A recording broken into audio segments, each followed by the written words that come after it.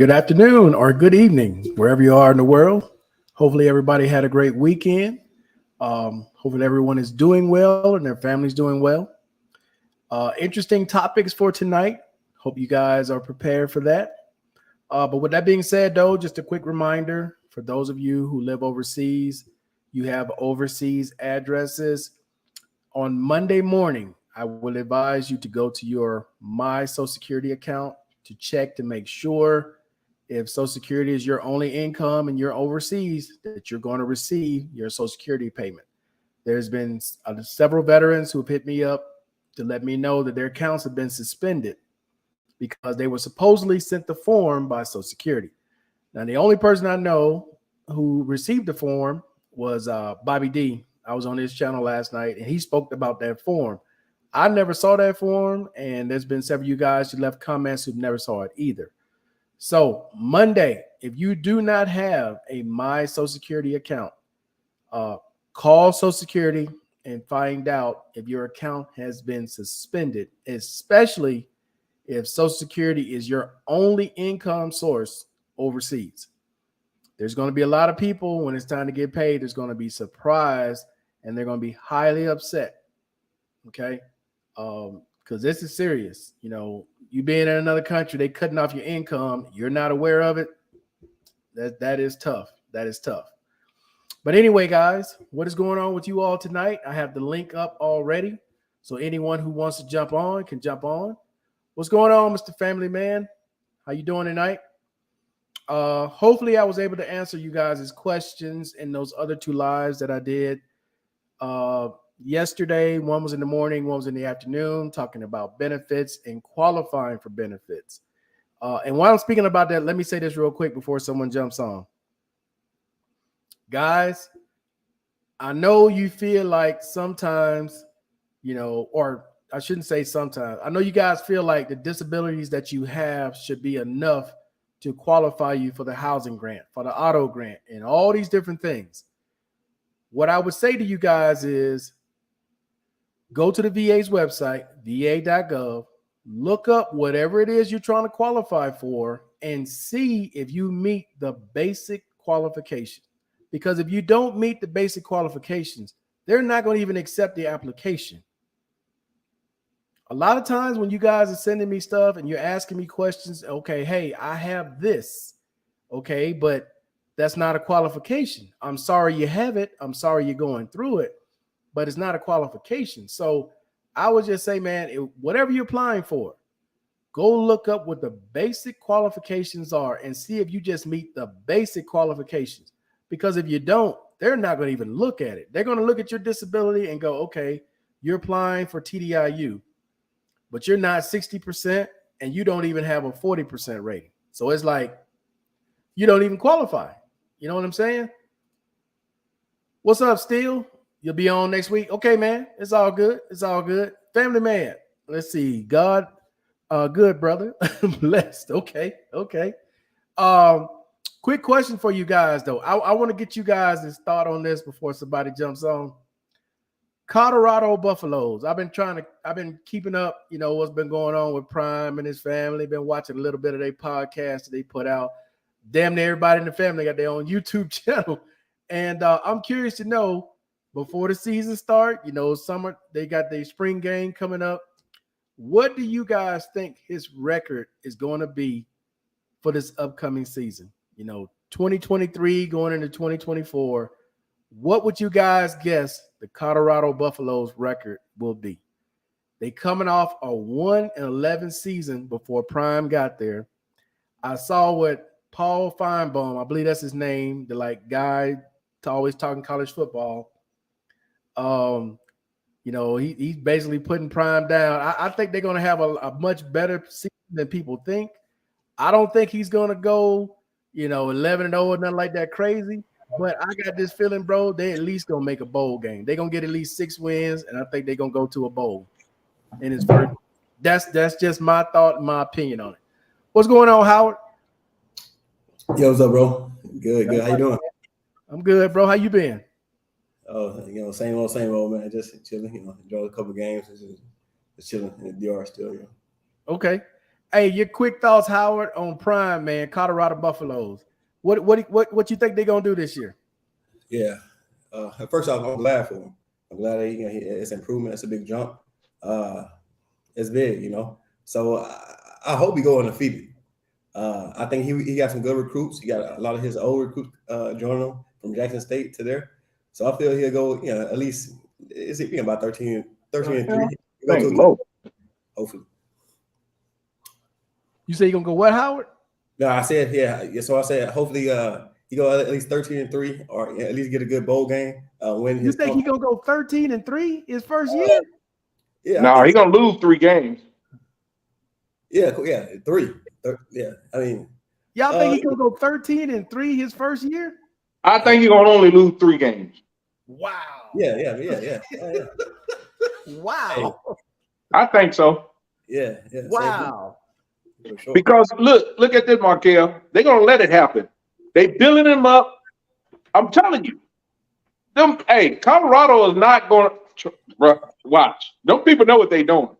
They're not gonna let him be a loser like that. He's gonna lose at least 3 games. The max 4. He ain't gonna lose no more than 3 games. I'm gonna put it like that. Wow. Man, y'all serious, bro? Yeah. Hey, you understand? His all his stars are coming with him from Jackson State. Plus he right. But that's not the whole team though, Howard. They only taking like what, 10 players, 12 players? Yeah. No, but you got to think about it. All the endorsements, all this stuff he got going on. Nike ain't gonna take a L. Trust me. They gonna do what they got to do. Yeah. Watch. He just said earlier, Markel, about the social media. Like I think his son who don't play football anymore. His son who don't play football started his own YouTube, and that's recruiting. I'm telling you, he's gonna get. That's one thing they doing. Howard, they are recruiting their butts off, man. They got that social media pipeline going. Yeah. So, bro, y'all think he gonna win 13? Because I'm looking at their schedule, man. They got TCU, Nebraska, Colorado State. They should win. They got Oregon, USC, Arizona State ain't that good. Stanford, UCLA, Oregon State, Arizona, Washington State, and then the last game is Utah. Bro, I don't see no more than maybe 6 wins, maybe a bowl game. Yeah. You got to think 13 and 3? Yeah, man, those teams took a big loss too. Guys went to the pros or just graduation. But USC, Oregon, all them teams. Hey, Markel, I'm gonna go out and come back in, man. My cousin called. He messed my volume up. I can't hear shit. Okay, no problem. Who else we got here? T-Mix, what's going on? How you doing tonight? Mr. Hernandez, how you doing? Salute. Wow, Mr. Brown think they're gonna go 10 and 6. Boy, y'all got a lot of confidence, man. Yeah, Markel, they ain't gonna do a damn thing. Black guys can't take that weather. This is gonna be a disaster. Messed up, man. Better go play with them Buffaloes. No, man. My cousin's wife went to school at Colorado. She all excited about Deion being there, right? It ain't as bad as people think. They're right. It's snow. Yeah. And it's cold. Don't get me wrong. I ain't gonna tell you it ain't cold, but it ain't as bad as people think. It's not as bad. It ain't as bad as people think there. But man, y'all got some predictions there, bro.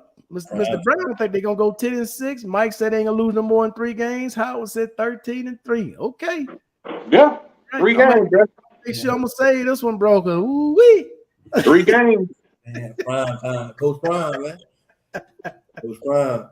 Hey, I just want to put that out there too, man. My first cousin, Johnny Loper, out of Olive Branch, Mississippi, just took the head coaching job of the Mississippi Mudcats, the new team, the USFC team they brought to Mississippi. Right. Yeah.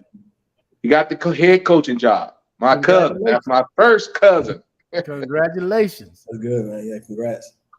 Yes, sir. So freedom. Get you a bunch of a couple free tickets to the game and shit. Hey, you know what? I'm gonna treat him just like I treat everybody else, man. I contribute. I ain't trying to get no freebie. If they offer it to you, I'll take it. But I ain't. Oh, he offered to, but of course, man, I ain't gonna turn that down but my collar, and I try not to wear one. Hey, that's like my cousin, man. When the rent went to the Suns, he hit me up. Hey, you gonna come watch the rent? I said, nah, dog. I'm not gonna make it down there, man. Floor seats. I said, nah, dog. I'm not gonna make it down there, man. See, tell him I'm over here. See, yeah, I go see the rent right there. Shit, yeah. And this is Lee Marquez. So you got Booker back. Booker played last night. You see the game last night? I saw it last night. Chris Paul. I ain't watching last night. Yeah, Paul was going off. Chris Paul, he's still good. Paul, Booker, Durant, and Aiden down low. Man, they got a. Yeah, but where's the rest of the team though? When they get tired, what they gonna do? Hopefully the points are already up. You know, just name. They good already, Markel. And then Howard, you'll have someone on the bench saying, "Put me in, coach. Put me in, coach." Well, hey, you got a good point guard. Who's the point guard name? Who's the point guard? Payne or something? Yeah. It's Adrian Payne. Not Adrian Payne. Yeah, he's solid. It's some Payne. Yeah. Payne, yeah. He's solid. I mean, yeah. Payne. Oh, yeah, he's a good player, man, but that ain't enough. You just gave up Mikal Bridges. You gave up Cameron. What's the other dude name? No, I can't even think of all their name, but you gave up a lot of depth to get Durant. So I don't know how it's gonna work out. But anyway, fellas, how you guys been doing, man? What's going on new in your world? Anything new? Yeah, you know me, same old, out of sight, out of mind. Well, Howard, I'm gonna bring up something that I told Mike, man. So I'm gonna give y'all this little situation, bro. And maybe somebody in the comment section can answer this question. So here's the situation earlier today. I told Mike about it. So we go to the mall. We're in the mall together, right? Mm-hmm. It's me and there's 5 women. Okay. I'm only with one of them, Erica. Everybody else, doing their own thing. We at the mall. 2 tables down from us is 2 brothers. Okay. All right. They had to be probably early 30s. All right. I'm guessing early 30s. So as we sitting at the table, I can hear them, right? How he get them women? He must be paying for them. I don't say nothing, right? Then he said, then the one guy goes, I'm gonna go over there and see if I can holler at some of them. So the guy comes over. Hey, what's up, my brother? How you doing? He comes up with some little weak thing to talk about. Then he finally goes, hey man, are they all with you? I said, no, they're my friends, except this one. All the rest of them are my friends. And then he goes, can I holler at them? I said, look, they gonna talk to you because they friendly. But if you try to get a number or try to get one of them, they're not gonna do it. I'm gonna just tell you that up front. He said, let me try. First thing he does, he sits down, he pulls out his phone because he don't speak Spanish. Translator. Hey, get that translator going. So he got to get the translator going. Now I can tell you this: for anybody thinking about coming to Colombia, Colombians are very friendly, very friendly. Okay, they will talk to you if you can speak Spanish. I don't care how attractive she is. I don't care. She will talk to you an hour. She'll help you go here. She'll help you go there. But when it comes time to get that phone number, no, dog. No. So we were having lunch and we were getting ready to go bowl. So you can make an appointment to go bowl. Yeah. I said, the cita is in 10 minutos. Necesita vamos. I told him, hey, we got an appointment in 10 minutes. We need to go. And we standing up, and he finally says, hey man, can you tell her? Ask her, can I get a WhatsApp? And I'm like, all right, I'll ask her. And she goes, no. So he gets mad. He gets mad at me. Starts talking shit about me with his boy. I'm like, well, hey, what did I do? I tried to tell you from the get-go. But my question is this, man. Why is it that when brothers see one brother with a group of women, they automatically assume they like brothers? They must like brothers. Let me go over here and see if I can get one or talk to some of them because they obviously like brothers. He's sitting there talking to them. Why is that? Hey. You got over 1 million women in this city, but you want to come over to where I am instead of going out getting your own. I told you, bro. It's just like that example back home. You go out there, the pond, the lake is a public lake, and you go out there and fish and catch all these buckets of fish. The first thing they're gonna say, man, let me get some of them fish. Man, you better take your ass out there and fish and get your own damn fish. You know what I'm saying? So they thought they had it already in the bucket, and all they need to do was have scale it and skin it. You know, but shit, bro, that's what I tell them. Bruh, I don't want nothing, bruh. I don't want nothing that somebody else already got on their arm, first of all, or around them. Because that let me know, damn, bruh, they ain't about shit. Because them girls, I mean, that's my mindset, that them girls, you know, they already there. So it ain't even a challenge to me. It ain't even I like a challenge, first of all. Yeah, let me go out and find something that I like or get shot down out in the public. Shit, I don't need nobody to have them already set there for me. I never tell motherfuckers, hook me up, man. Hook me up for what? Hook me up for what? I got my own mouthpiece. I go out there and hook my own shit up, first of all. I don't need that. Not me. I'm good. Yeah. So Marquez, man, it goes to like definitely us, you know what I'm saying? Brothers, you know what I'm saying? Brothers love what they can't get, but they want to take from. Just now, I feel like it's like yeah, for real. Like, you know what I'm saying? Like, you know what I'm saying? Almost like top blocking or trying to, you know what I'm saying, trying to up or whatever. Yeah. I'm glad she told that motherfucker, nope. Oh, I could, like I said, bro. I was trying to tell her they're not gonna talk to you. Just because you see them sitting there talking to me, that doesn't mean they gonna get with you like that. No. You saved them in embarrassment. Right on top. Yeah. And then and he's pitiful if he said, well, let me just try to talk to him. Man, what kind of shit is that to tell? Well, let me just talk. Man, yeah. I'll be like, man, you know I'm dead. I ain't gonna waste my time. Shit. Hey, I don't say nothing because they grown women, they can speak for themselves. All I'm gonna tell you is up front, they ain't gonna talk to you like that. So if you're gonna try, okay?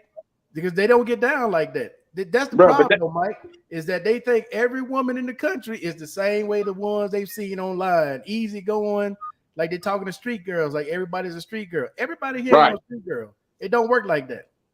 It does not work like that. Man, he pitiful anyway to come over to a table or somebody ask him, if the girl's free, whatever. Man, you should have been shooting your shot from a distance, first of all, and let the girl see you trying to holler. And then, I mean, damn, come on, man. Hey, he might have was trying to talk to him, get their attention or whatever. They ain't gonna pay his ass no attention. And then when we get in there to go bowling, they asked me, "Did you know him?" I was like, "I don't know who that motherfucker is." No, I don't know who the hell that is. I have no clue who that is. Hell no. Crazy, man. Why would you hang out with someone that they don't know the language, like talking to someone in kindergarten? Hey, people come here every day and do it. They don't speak a word of Spanish. They got that phone right there. Yeah, phone. They do it all day long here. All day long. That's just how it goes. The last thing I'm gonna bring about that, man. Did you read that story I sent you, Howard? Yeah, that's crazy. Yeah, man, like the couple, and then plus the cop. That's what I'm saying. I told you, Markel, on the voice, like if guys are perpetrating, if criminals and robbers are perpetrating in police uniforms, like everyone going to abide by because they come off as police. So if they fake, criminals and they put on police uniforms and rob anyone, that makes it easy and hard to defend against that. Right. They working with the police. Right. Oh yeah. They working with the police, bro. So it's like, okay. But it goes back to what me and Mike had talked about earlier, though, is you don't go volunteering information to nobody. Nobody needs to know what you doing, what you got, and what you got it for. That's what really got them in trouble. You don't tell people how much money you brought, what you got on you. I don't give a damn police. What the hell you gonna tell them for? That's not your friend. These people don't even know you. Yeah. As far as they're concerned, you just a gringo walking through the airport and you just volunteering information. Oh yeah, I got $5,000 US on me. What? Okay. Let me call my boys.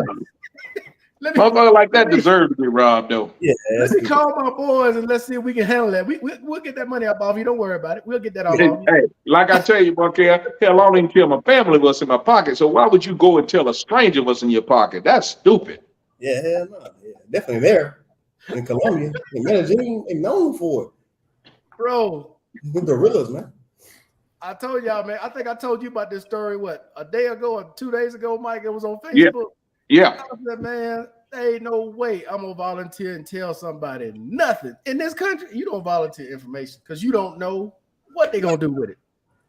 First of all, you know, And then Markel, yeah, I told not the main thing not to say if I'm traveling somewhere, not to tell no one when you leaving, what time you leaving, where you going, how long you going to be there. It's like, they don't need to know all that. What's going on, Blank Slate? What's going on, fellas? Attention on deck.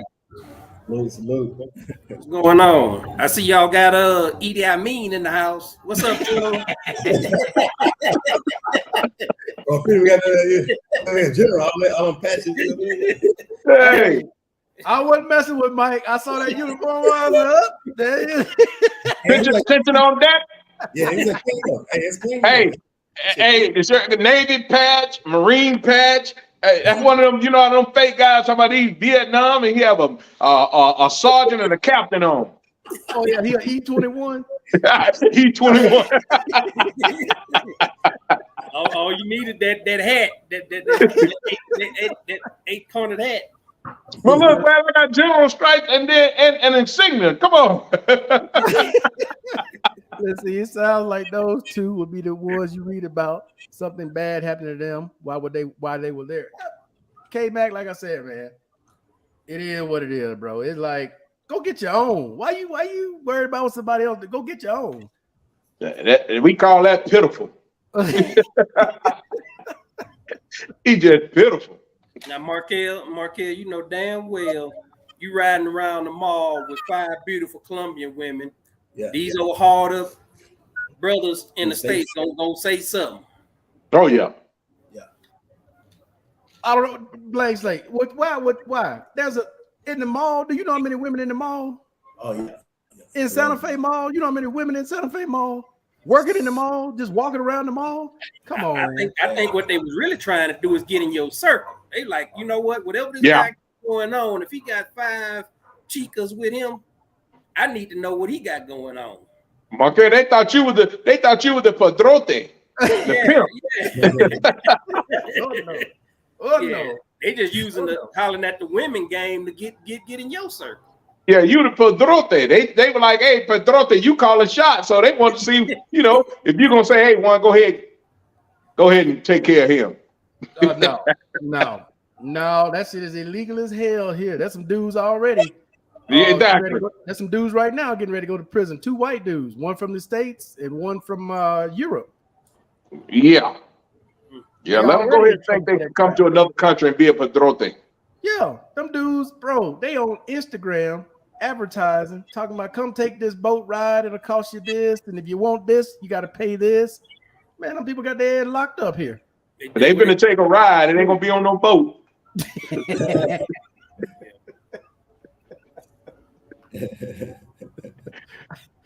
don't play around with that here. Who's that one comedian was talking about Mexican jail? He was like, you don't want to go to them jails out there. They put all kind of burritos and stuff in your head. Yeah. Yeah, be guacamole. Have you seen one man with a bunch of women you think he's paying for them, so people need to use? Man, bro, if anybody follow any of my YouTube on my other channel, they see them girls on there all the time. There's 10 girls that I mess with constantly, right? And there's going to be a variation. That might be 6 one day, 3 one day, whatever. But nah, dude, I ain't got no money like that. Talking about paying somebody now, dog. I be out there homeless with the rest of them living in the box. Shit, there ain't nothing cheap. It ain't nothing free. Let's see, Mike all over there with that stolen valor on. You can't say he got stolen valor, Mr. Lawson, because you don't know what branch he represents. Hey, I represent all of them. Yeah, all rank and everything. He like a Coast Guard Marine infantryman. No, he's got infantryman. That's the Space Force uniform right there. He in the Space Force. Yeah. He in the Space Force.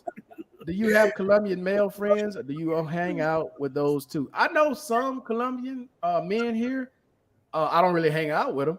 You know, if we just happen to be somewhere and they're there, you know, I hang out and talk to them or whatever. But I don't purposely call and say, "Hey, man, let's hang." No, I don't hang out with no dudes. No. Yeah. No. It's been for a while, Mark. Your old driver, Jason. If you still talk to him, you just hang out. I mean, you still talk to him? No, I haven't talked to him in a minute. I got nothing against, but no, I haven't talked to him, man, in probably over a year and a half. Oh wow, okay. Yeah. Since I've had the new driver, no, I haven't talked to him. It's for a long time. You're the first one, you know. So you always put them on you know, in your shorts and your videos and stuff. Yeah, right. For a long time, Jason. Yeah. Yeah, Jason was the only one, man, because Jason they got used to it. All these women, because there was tons of women around all the time. And just to be clear, you don't have to pay women here, okay? If people like you here, just like in the States, they gonna hang out with you. Yeah, mm-hmm. They like you, okay? It ain't about paying. I don't know where people get this from, dude. It's just like in the States. You know, a woman in the States, she likes to hang out with you. She think you're cool, and that's the real problem to me is like. When I see dudes here, they don't know how to talk to people, right? All of them, they try to sleep with every woman they see. Bro, if you friends with this one, she gonna tell all the girlfriends, hey, right. I got this foreigner. He treats me like this. Mm-hmm. Really? Introduce me to him. Introduce me to him. Though, man, because they don't see them as people. They just see them as product. Right. Sad. Yeah. That is sad. Yep. Okay, how that's you talking to Wayne. Family man says salute, brothers. Salute to everyone on the panel. K-Mac, jump on, man. What you doing? You ain't doing nothing tonight. You know you ain't going to church till about 9 o'clock. Oh yeah, Mr. Lawson. Yeah, that's what it was. Martin Lawrence. If you have never seen Blue Street, yeah, I'm gonna tell you two things.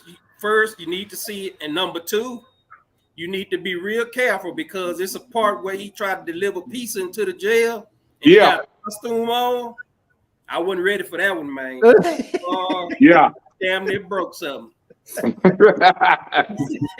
all Love and Freedom was what? Gaddafi. I gotta see these comments. What was that? Yeah, that hot. You know, say Gaddafi. You know what I'm saying? That he thought it was Gaddafi. Damn, Gaddafi. God damn. I thought you were gonna say Colin Powell or something. Yeah. No, Colin Powell had that much shit on. In their 30s, haven't grown up yet. Yeah, that's true right there, man. And like Blank Slate just said, they don't look at them as people. They look at them as, hey, how can I get up in this one? And then we move to the next one. It's like, all right, whatever. You learn a lot about, you know, that's how you get a pulse of the neighborhood that you're in. Then we move to the next. You talk to these people, man, and listen to their stories. You know, some of these people, man, like I just found out my pharmacist, the lady that he worked in the shop with, that's actually his wife. You know. Wow. Now I knew that he lived upstairs from the pharmacy, but I didn't know and you know, this guy been in this neighborhood forever. All these people know each other, man. They don't go together. Oh yeah. Like when I go see my friends in some of their area, like I was in Robledo the other day. We went back to that restaurant that had that nice view. And I had been going back and forth so many times in Robledo that the people started to know who the hell I am now. They'll just walk up to, hey, come on, stop, talk a little bit, and then they move on. And then there's this lady that has this little store, because the girl that I know there, she has 2 little daughters. I usually go in the store, get them some ice cream or get them something. The lady remembers me. You walk in there enough times, people remember you, get familiar, and everybody just starts speaking to you like you're part of the neighborhood. Yeah, but right. I don't advise people to just go in there by their damn self now. I'm not telling you to take a taxi. You just get dropped off in the middle somewhere thinking that people are going to be, hey, no. You better know somebody up in there. And see with me, man, it was difficult for me to kind of blend in because, you know, I had a big old 18-wheeler bring my household goods. I had this whole roof set up. So I was making a whole lot of noise, and I wasn't even here most of the time. I was out traveling. So everybody, you know, I was the talk of the town for a while. You know what I mean? Damn. Yeah, you were making a whole lot of noise. You had 18-wheeler parked out in front. I know they were like, "What the hell? Santa Claus Yeah. coming? What's going on here?" And you were like coming to America, boy. They gonna steal every motherfucking thing. Left them suitcase out there. Yeah, man, it was a trip out, you know. And then when they tried to, they had to, they had to, you know, you can't get the jacuzzi up here. You gotta use ropes and all kind of stuff.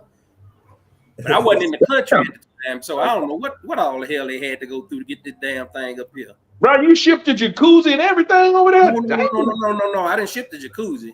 Oh, but they had to bring it and put it on the roof. damn. Let's see, man. We're getting snow in places that never get snow before here in Southern California. Damn, they got snow in Southern California. It's crazy. Yep. What Southern California you talking about?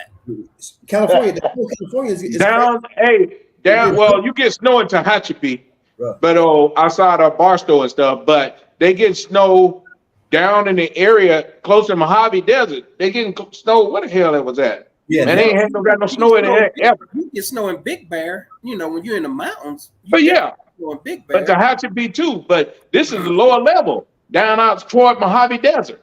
Oh, Oh, okay. he says L.A. What? Yeah, L.A. got snow. Markel, Oh, hell no. you seen this thing, Markel? Like in the whole California is flooded with like snow. It's a whole. What's going on, K-Mac? That DAP shirt you got on? You know what? Hey, Blank Slate, I got a message for you. Sorry for the interruption. Arkbar is at home. He called me today, video talked to me and stuff. Oh, okay. And he asked about you. So if you want to, you give him a call. His son there with him, trying to get him back up to help where he can get on the plane and come back to the state. Oh, Who that? How's all his faculties? Well, he was talking. His son said he can talk, which he talked to me and said he can swallow and drink and chew now. But you can tell he had lost some weight. He said he got released from the hospital. So who is this, K-Mac? One of my co-workers that live in Medellin. He fell out. He fell out at the Santa Fe Mall here in Colombia, right? Yeah, he met Blank Slate. Yeah, we talked. When you gave my number, man, I was in Brazil at the time. We had a nice conversation, man. And then when you told me, you was like, man, I ain't heard from this dude in a while.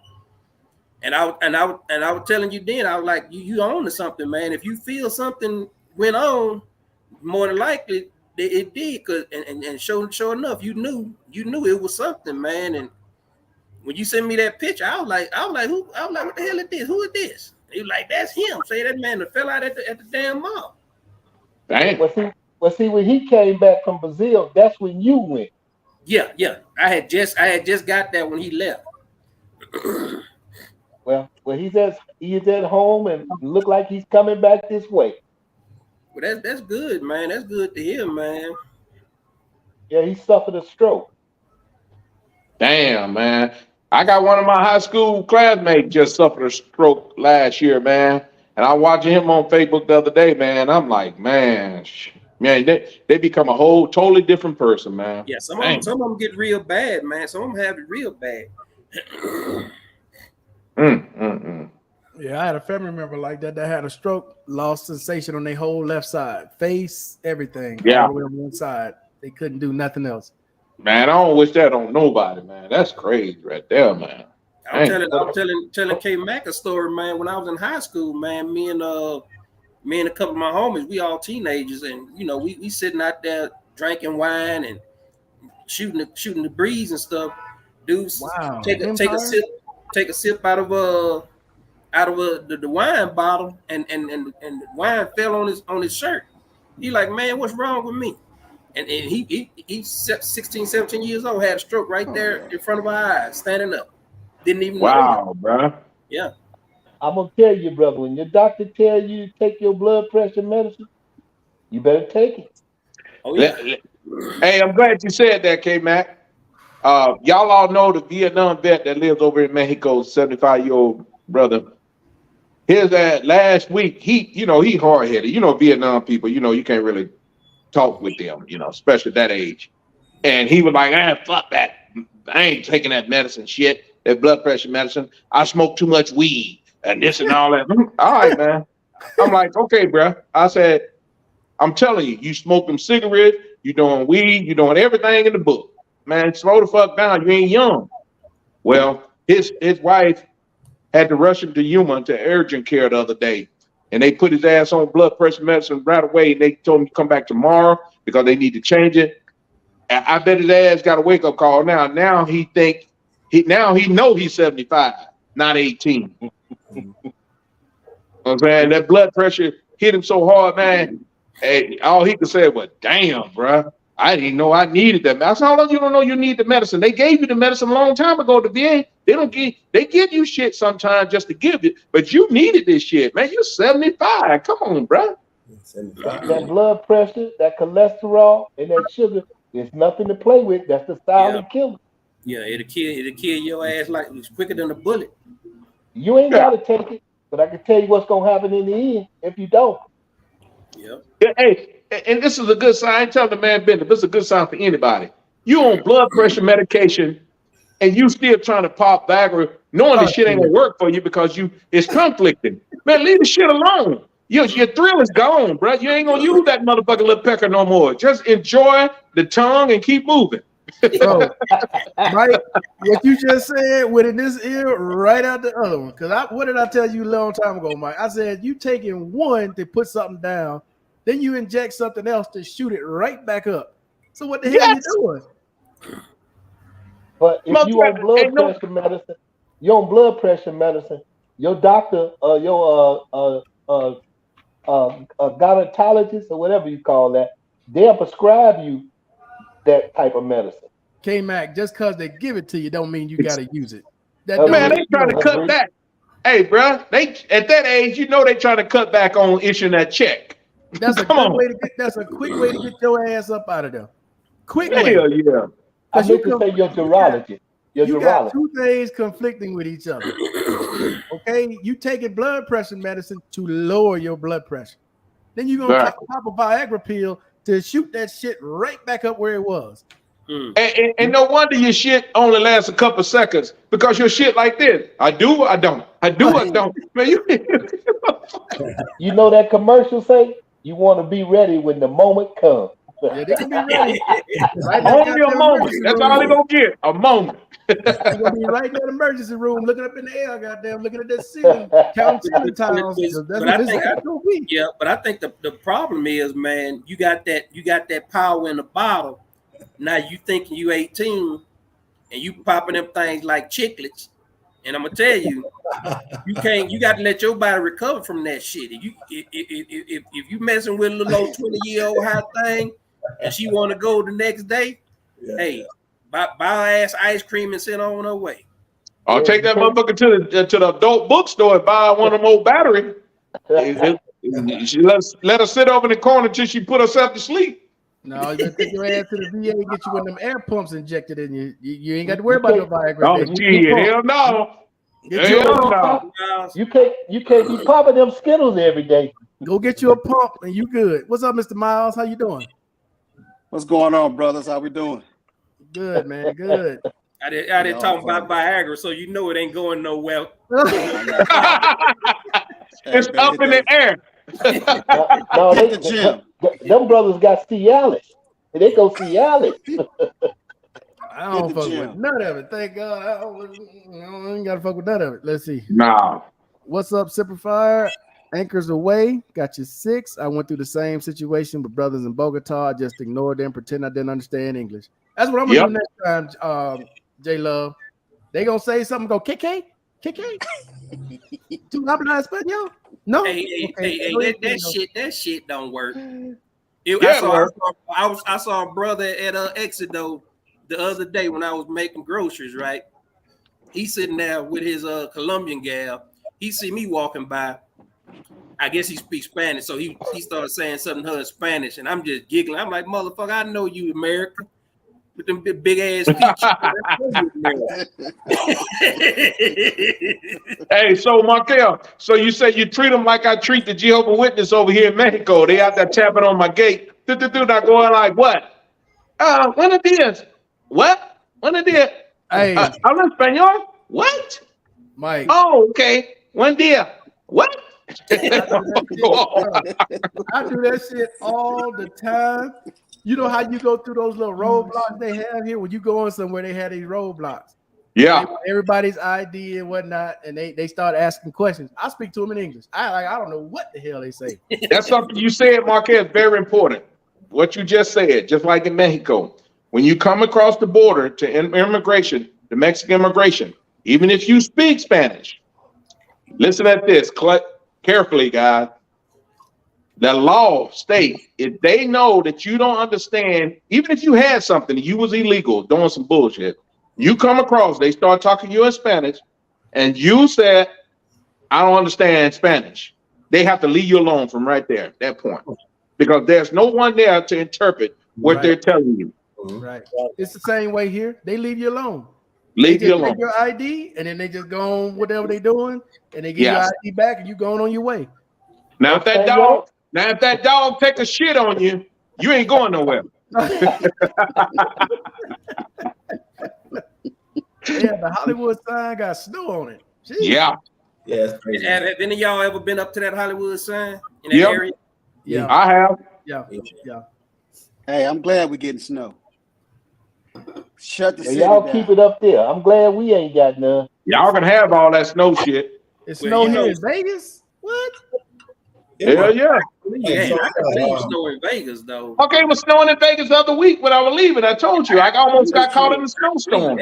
I can believe it's snow in Vegas because I went there for New Year, man. Almost froze my ass off.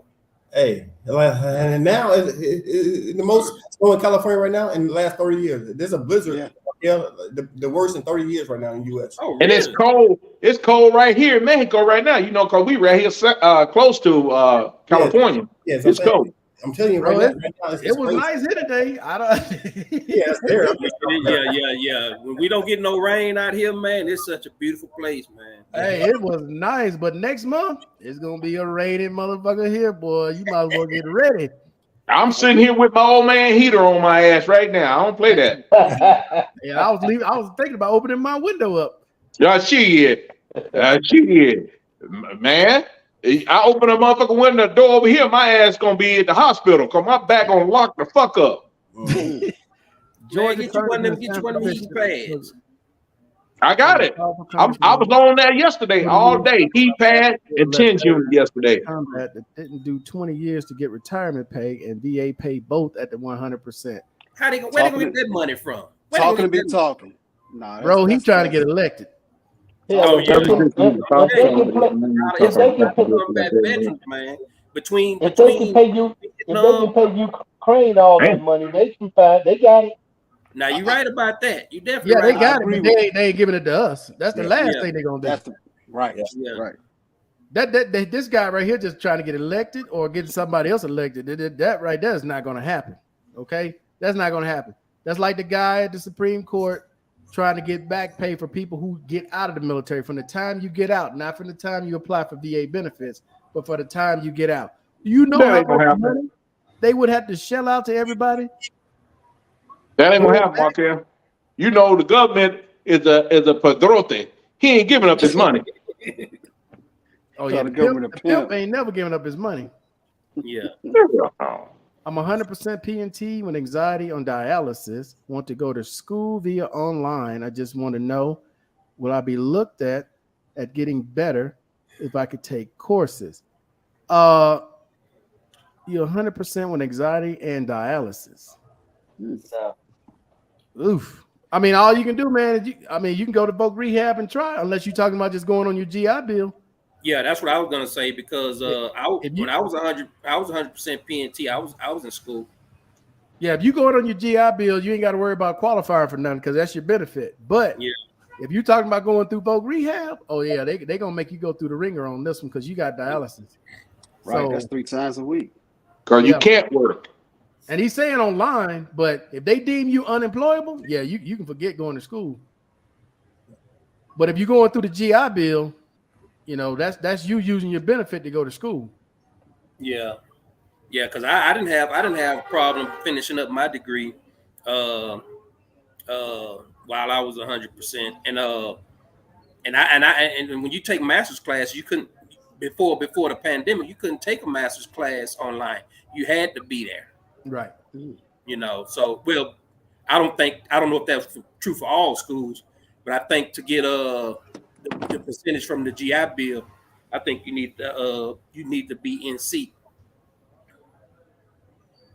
I take 81 milligram aspirins every day to protect my heart. God damn, 81? I know you just joking, bro. That's a baby. No, that's a baby aspirin. That's a baby aspirin. There's a baby aspirin. Yeah. Yeah. 81?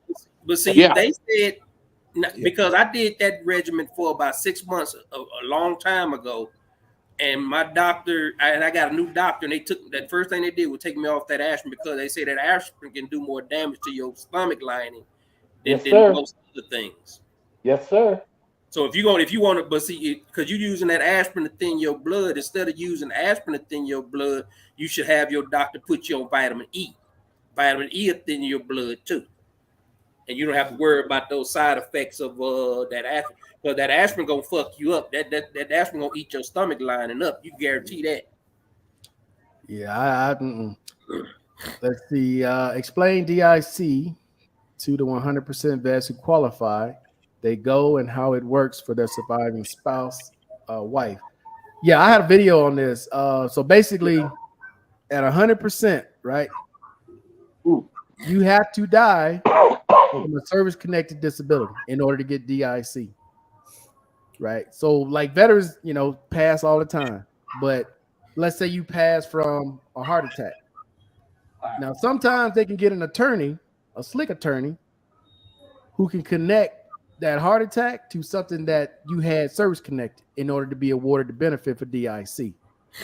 But it doesn't happen like that all the time, right? So if you only got, and this is why I tell guys to go through the Pact Act. This is where the Pact Act and you being approved for the Pact Act can come in to help you, because it could have been something that you could have been contaminated with whenever time that they could tie back to you from whatever you died from. Okay.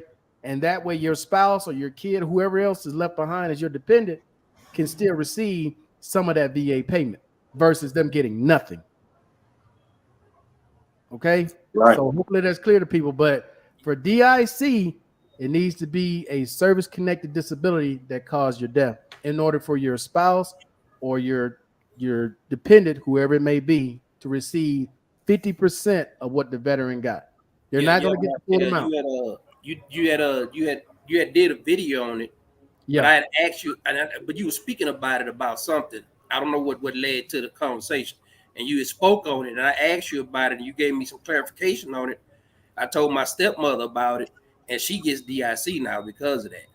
Damn. She had no idea. She had no idea. And I had never heard of it until I heard you talk about it. And I told my brother, I said, man, go talk to I sent her all the information. I said, go talk to her and ask her, is she getting this DIC thing? But because I know she qualified for it, And sure as shit, man, she got it. Did you get the one for Social Security too? Was he on Social Security? I'm sure she already got that because he did a lot of planning for her. Right. Because he was real organized about making sure he had all this stuff together. So, but the DIC, the one that she didn't have DIC, and that helps. I mean, every little bit helps, man. Because same with Social Security, they cut what you getting in half. They only get half of what you get. Yeah.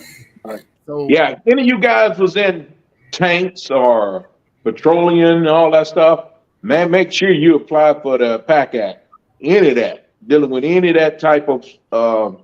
I was just talking to a guy at the VA the other day, and he was, in the Army tank specialist, and that stuff, man, gave him a skin disease because I was in there for my skin and stuff, and he was like, man, look at me. He was, man, that petroleum had ate him up, bro.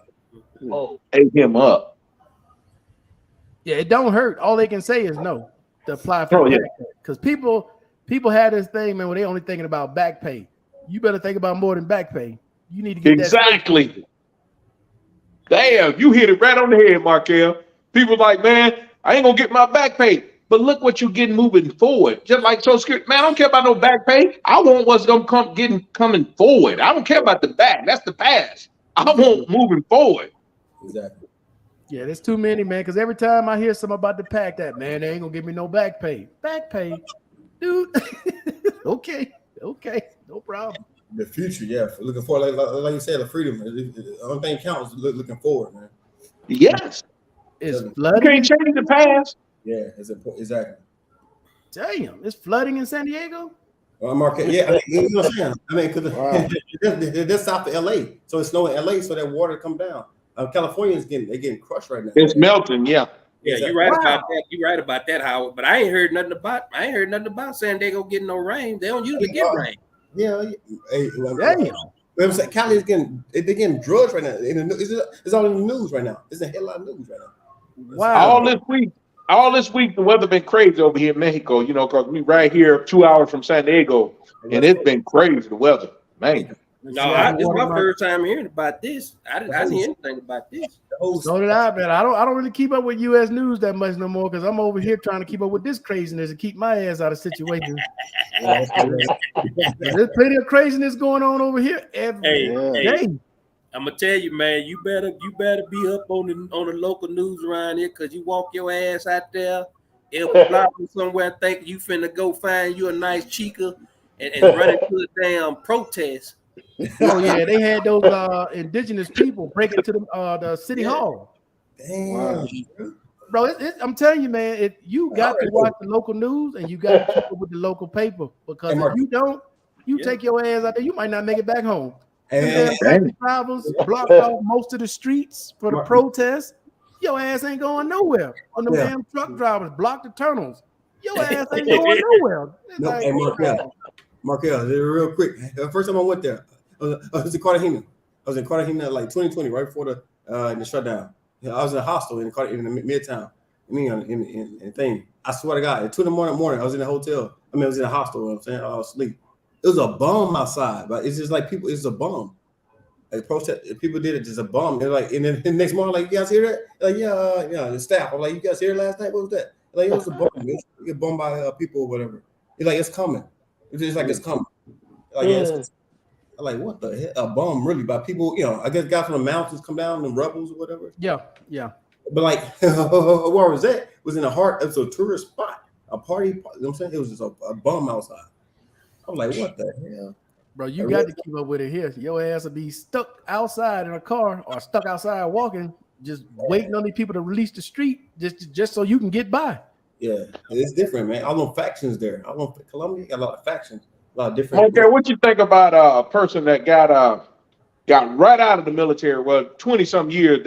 He was with me. He served me in Japan. I remember he got beat out in town with baseball bats, man. He was in hospital for months, wired up his jaw, everything. He got out with 20. I mean, he got out with 80%. He got out with 80%. They gave him 80%. Still at 80%. I'm like, man, what are you doing? You got out with 80%. From the VA or from the military, from the Army, or from what Marines? The Marine Corps. He got out. He got beat down in Japan, man, with bats. Who gave him 80%? The Marines? That's what I asked him because he said, I couldn't understand. He said, on paper, I'm 90%, but I'm 80% VA through VA. I'm like, so you got out? No. So freedom. So he probably was like, I think what he's talking about, 90% from the Army. So he probably retired. Okay, he got 90% from the Marine Corps. Yeah. Yeah. Well, Marine Corps, and then the VA got 80%. So like those guys take the highest rating, like the highest amount, and then do that. So it could be more from the VA. So he just got that because it's higher amount. So but it's been 20-some years. There ain't no way he should be still stuck. He ain't doing his leg work. Go for increase. A lot of those guys, right? They don't know. A lot of guys that get those ratings, they just sit on them. They don't know that they can apply for TDIU or file for an increase. They just sit on. They just think that's it. That's all they're gonna give me. I'm done with it. Yeah, especially if you're right. Especially if it's 20-something years, because you got to realize I had all my stuff, and that's why I had so much burn with the VA and SS and the Social Security and all that stuff. Because all my stuff was outlined in my record. I retired January 1st, 2014. By May of 2016, I was 100% PNT. That's less than 2 years. And when my first rating was 40%. Wow. And I damn near threw my medical record at them bastards. I was like, y'all serious? Wait. 40% with 20 years. That's rarity, dude. Bro, Because most of the time, they gave me 40% and told me thank you for your service. And like I said, I damn near my whole, you know how they make you print out about four copies of your medical record. right? I'm sitting up there looking like Donald Trump with top secret information at the house. Bro, that's I only heard a couple of cases like that, right? Where like usually it's people who are like admin or they were like, you know, Right. the damn what do you call it? For the priest, the priest Chaplain. Religious chaplain assistant and the fucking Chaplain assistant.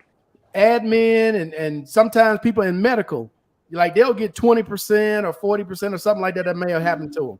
But usually 20 years, they usually 90 to 100% right out the gate. Usually. Yeah. Because you got 20 years in service. Man, they looked at everything in my medical record. And I also had you know about 4 or 5 years of civilian medical information too, because I didn't want the damn military to know my business. You know what I mean? Right. So I had psychiatrists I'd been seeing for about 4 years on the civilian side, and I had all that stuff in there with my medical record when I joined it in, and they gave me 40% right off the bat. Damn. Wow. But like I say, less than 2 years, it ended up 100% PNT. You was 100 to begin with. I don't know what the hell. Yeah, but see, that's what pissed me off, man. Because it's like okay, we're gonna play this game with this guy. We're gonna make him jump through these hoops. You know what I mean? To see if you really want it. I guess that's what it was. If not, I'd have been like his homeboy, 27 years sitting on one rating. You know? No. Exactly. Yeah. Let's see. He's already elected, been a congressman since 1993, and won his last election. This bill was done by a retired major, passed away 2 years ago, so think it's got a good, strong chance of passing. Okay. I believe it when I see it. I don't believe that. So it's a lot of comeback guys, man. Because since the Vietnam War, you know, and then you got that Gulf War in what 90, 91, and then the second Gulf War. There's a lot of combat. There's a lot of combat people with combat experience out there, man. I understand that blank slate, but you got to look at it like this too, though. It's still a disability. They're not trying to put people on disability and have them get $10,000, $12,000, $15,000 a month.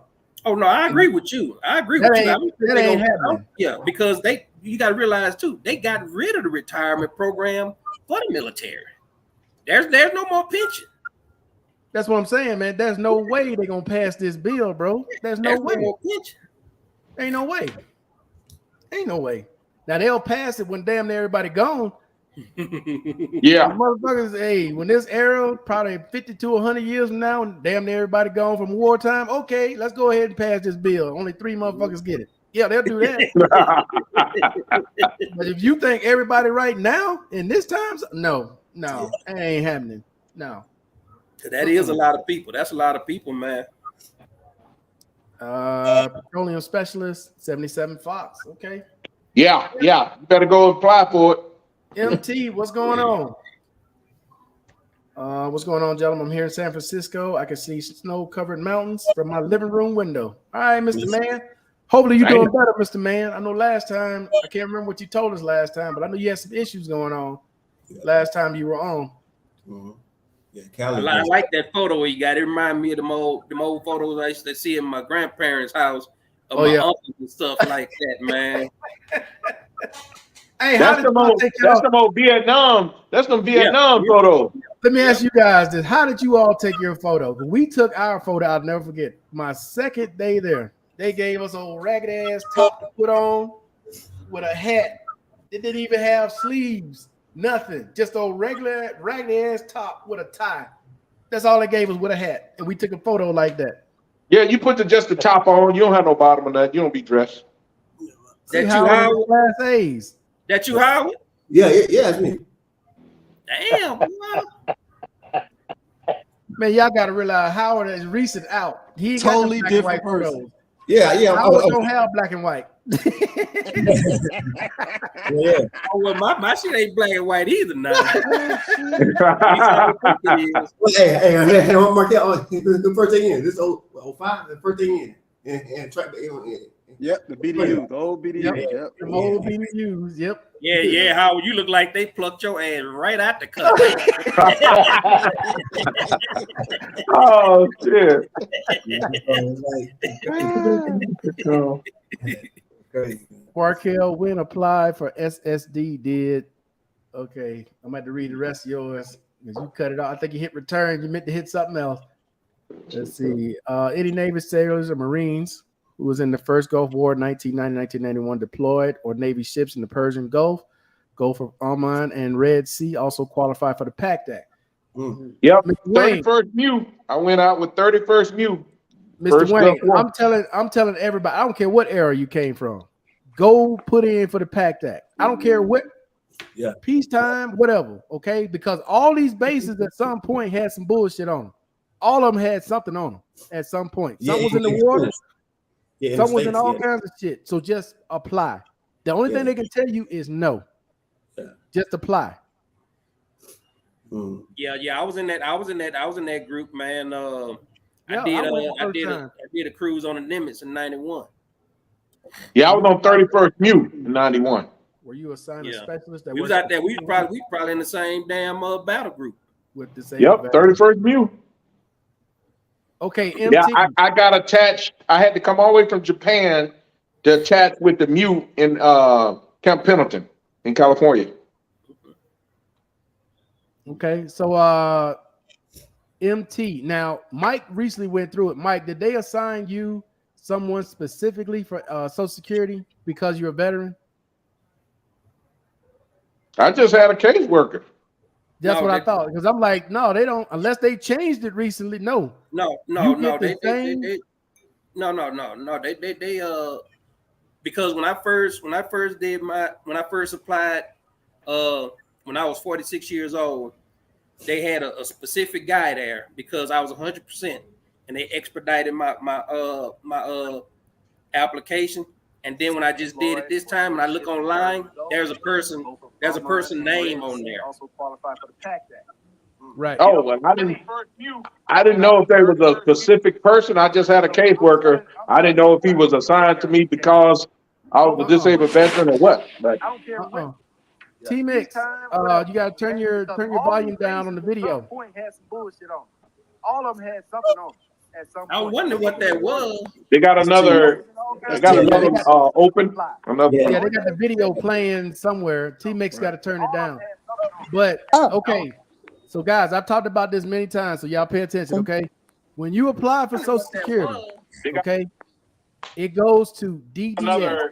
DDS is on that original application that you get. Disability Determination Service. Okay, that is your state. Whatever state you apply for. Or in your case, Blank Slate, I don't know if you applied online and you going through the embassy. Yeah, I applied online, but the guy that they assigned me, he's out of Maryland. Yeah, because you gave me your address here. Yeah. Okay, so yeah, you're in a different category. But for everybody else in the States who's applying, when you get that letter from Social Security, it's going to have DDS on it and it's going to have a phone number. That phone number is to your state. The first two decisions are made by your state. If you don't get approved on the original application, if you don't get approved on the appeal, then you go before a federal judge. That's an actual federal judge that makes a decision. But your first two come from your state. Okay? Now, when y'all say they expedited because you're a disabled veteran, just so y'all clear with this, because people think, oh, they're going to do it right now. No, they're not. No. They got people who are in front of you who are dire need. Dire need is people with cancer, people who have all kind of heart issues, strokes, and whatever else. All those people are ahead of you. So do not think because they say, okay, well, veterans, we're going to expedite, that you're going to put you to the front of the line. No, they're going to put you behind all those people who are dire need, which there are a lot of them. Okay, so do not think it's going to be a quick process. Doesn't work like that with Social Security. You should get a response. If you apply today, what's today? February. You should get a response by May or June, 5 to 6 months. you should get a response back from Social Security. Now, Don't count on that either. You know how long it took me, Markel. Oh yeah, Mike. Markel, It took when forever. I did mine, it didn't take that long. I don't think it was 5 or 6 months. I don't know exactly how long it was because it was so long ago, but it went through and the guy kept calling me and letting me know what I was in the process too. It took me 12 months.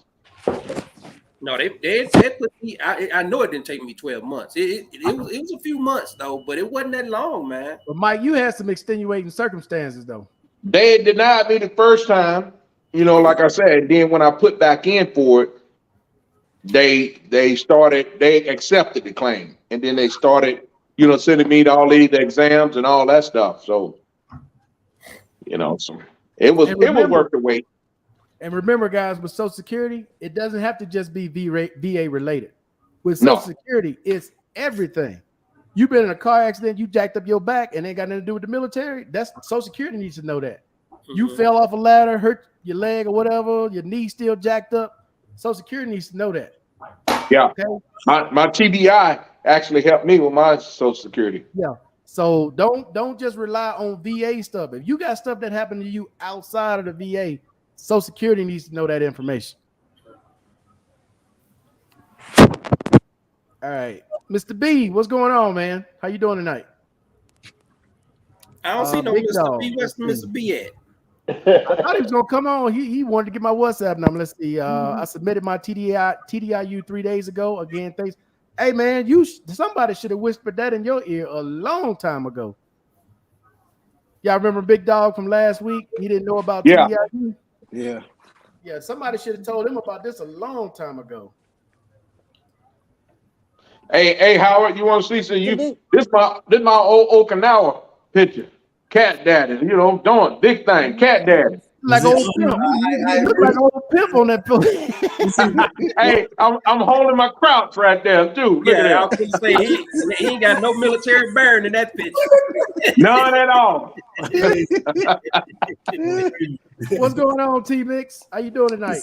Salute. I'm tired. I'm beat. I've been to the VA twice this week, so you know how that goes. By the time I left yesterday, I'm hoarse. I don't even curse, but I almost had to curse somebody out. So, but somebody jumped in. A VA angel jumped in and it helped me out. Yeah, so it's all good at the end of the day. I needed some help putting my wheelchair in my ride. So I asked the shuttle, one of the person that drives the shuttle, is 2 shuttles that drive through the Hampton VA. So this particular one didn't want to do it. I don't know why, because usually they do. So I was in the pharmacy and I called. They don't call numbers at the VA, the pharmacy. So I have to get up there and I got to go with my phone. And then I had to basically do like this, right? And then they're going to start calling numbers because they think I'm filming them, right? So, and then first time, a few times, I'll call the police on them. And I'm not a police caller, but if they don't call numbers, I might call the VA police on them. Wow. And then sometimes they try to call the police on them. They called me up one time, 2 days after I was there. They said, yeah, Ms. Maxter, were you at the VA 2 days ago? I said, yes. He said, well, I really didn't want to bother you, but my boss asked me to call you and see, were you filming them? I said, sir, you know how y'all put the light on some people, like the spotlight, the flashlight, back in the day it was dark. I said, I had the light on them because they weren't. And I said, they started pulling some numbers. And he said, well, you can't do that. And, so I don't do that, but they don't know what I'm doing. And it's a shame because I had my 2 dogs in the car and it was hot. It was like 70 degrees here, But I apologize. I did want to jump on and say salute and refer to the comment. That's what I was going to say. When y'all encounter some of the ladies that you're with, sometimes just let them know. Sometimes you have to pull out the camera, the phone, and go like this, and then people might just back off to the job. all the time.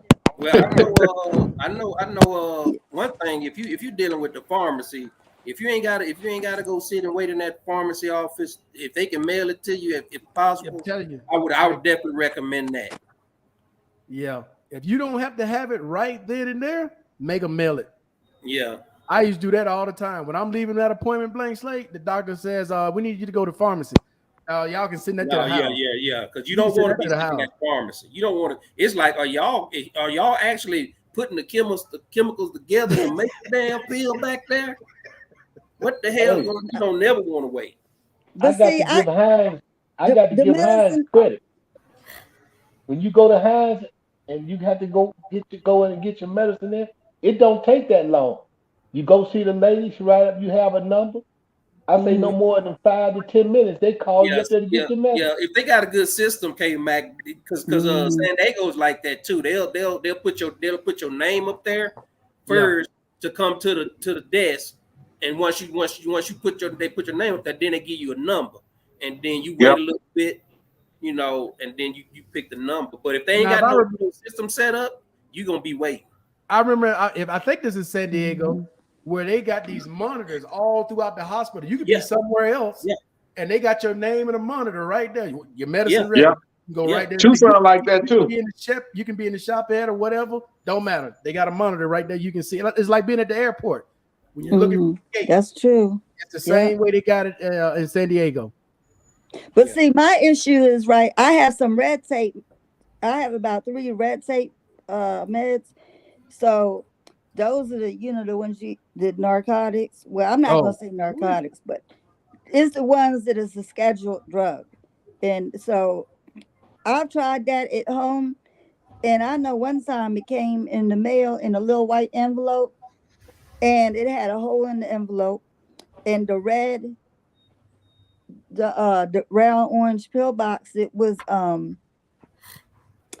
broke, and there was 30% of the meds missing. So I had to do a police report. I gave them a chance to get it right, to do it by mail, and I had to do a police report. And then the lady, the VA detective, she said it came out of the VA, the pharmaceutical building like that. She said, and so basically, I took an orange pill box and I stomped it to see how easy it is to break. Those things, you have to put a lot of pressure on it. And then another time I had got something and it came up missing. You have to wait about almost 2-3 weeks before you get the VA to figure it out and get it right. So I have to go up there about 3 times a month, and it's like pulling teeth. It's like pulling teeth. I've had 2 situations where my I had the red, what you call the red tag, red label. Because I had one that I had a medication that conflicted with the other medication that I was taking, and the only thing I really had to worry about is I had the pharmacist had to give me that mandatory spiel about, okay, you taking this is gonna interact with that, and also they was giving me narcotics. Now I would have never if they'd have mailed it to me and if that thing was tampered with, I'd have took a picture of that, photograph of that, and turn that in. But the only problem that I had with the narcotics is they were giving me too many. I had umbilical hernia surgery, and they gave me like 30 oxycodone. I said, I don't need these many oxycodone. What y'all trying to do? Trying to get you hooked. Yeah, those aren't always that good. But this is what I tell y'all, man. Be careful who y'all tell, because you got family members that know that you getting Oxycontin or you getting some kind of narcotic. Hey, that's a quick come up for some people. That's a quick way for them to get out there and try to make some quick money. So you got to be careful who you talk to. That happened with my brother, Markel, my brother, that Army vet that passed away, colon cancer at 37. He came out and he was getting that for his colon cancer, Oxycontin. And my ex-brother-in-law was on that shit. Man, he was stealing the damn medication, man. He was on that. He caught him stealing his shit. That's crazy. Yeah, you can't tell everybody your business. Let's see. I served in peacetime in Germany. Yes. Okay, guys. the Pact Act isn't just for you were during the wartime period. There are bases where people were on, like the one that was in where is it? South Carolina. Yeah, South Carolina, Lejeune. North Carolina. One of them. Okay. Lejeune. This happened back in the 78. Started 78, 76 during peacetime. That has nothing to do with it, dude. You should apply for it because there was contaminated water on different bases. There was all kind of toxic chemicals and everything on different bases. So just apply. The worst thing they can tell you is no. But what I guarantee you later on, a base you were on or some unit you were with, something happened. And you're going to be on that list. Just apply. Just apply for the Pact Act. I don't care what area you're from. Just apply for it. A lot of people are afraid of Markel because they think it's going to interfere, open up their claim. It's not going to open up your claim. I was given direct instruction. It's not going to open up your VA claim. No, because this is something completely different. Exactly. Well, a lot of people are scared that it's going to open it up. That's why. Yeah. What's going on, man? How you doing? Warrior, can you hear me? Yeah, I can hear you guys. What's up? Nothing much, man. Nothing much. What's happening with you guys? I was just taking care Deal of with the it. light. Deal with the lights on today. Let's see. Oh yeah, But yeah, Markel said that's what. I don't know if you caught that right, but I was trying to help you out with the ladies and let them know that you know. I caught it. Sometimes when people act up, you have to put the phone on them. You know, even in the mall, even if you just do it for a little bit, because I know everybody doesn't want to be on camera. So basically, that's what you have to do sometimes, and then people will kind of tune it down a little bit. You know, so if you share that with them because people don't know how to act. But yeah, that's what I was thinking. The same thing Love and Freedom said. Oh, they think you you know, I don't know what it says in Spanish, but it's like, yeah, that you were the man to get them hooked up and all that stuff. So, but yeah, we know that, you know, it's all about the love, just straight up, you know. But yeah, so they'll be all right. But yeah, that's what I was saying. They all pulled out the camera and was just watching them. I bet you they would have backed off a little bit. Yeah. So. Oh yeah, but here people are very friendly. Like I said, it doesn't matter who it is. They'll talk to you all day long. They will talk to you because they're super friendly here. But when it comes time to say, let me get your phone number, they go, oh, no, I'm not giving you my number. But they'll talk to you all day. Yeah. So. You better have a WhatsApp or you ain't gonna get no number. No. What? The third world country believe in that WhatsApp. Yeah. Believe that. Yeah, that's true. That's true. WhatsApp in India as well. Hey, the business, I've never known a business, but all the businesses here got a WhatsApp number. Exactly. You can call them on WhatsApp or you can text them on WhatsApp. I don't care what business it is. Yeah. They all got WhatsApp numbers. Yes, sir. In Brazil, man, I was trying to get my laundry done because the hotel, I'm gonna tell you, these hotels done lost their damn mind, man. You pay like $12 for a couple of socks to get through laundry if you put it through the hotel. So I don't do hotel laundry, man. You spend about $100 and something on a load of clothes. And in Brazil, they like you say, I go with it. Whoa, $100, bro. Let me tell you, you look at the itemized list in your hotel room for doing laundry, and it is ridiculous. I don't care what country you're in or how cheap that country is. That shit is expensive. Laundry. When hotel laundry, when you get hotel laundry done. Hotel laundry. Okay. Yeah. Hotel laundry. So I never recommend anybody do hotel laundry, man. Always get on that Google and find you a laundromat or a full service laundry service. And I found one in Brazil, and like you say, it's just WhatsApp. Call them. They come on a little motorcycle, pick up your drawers. Look,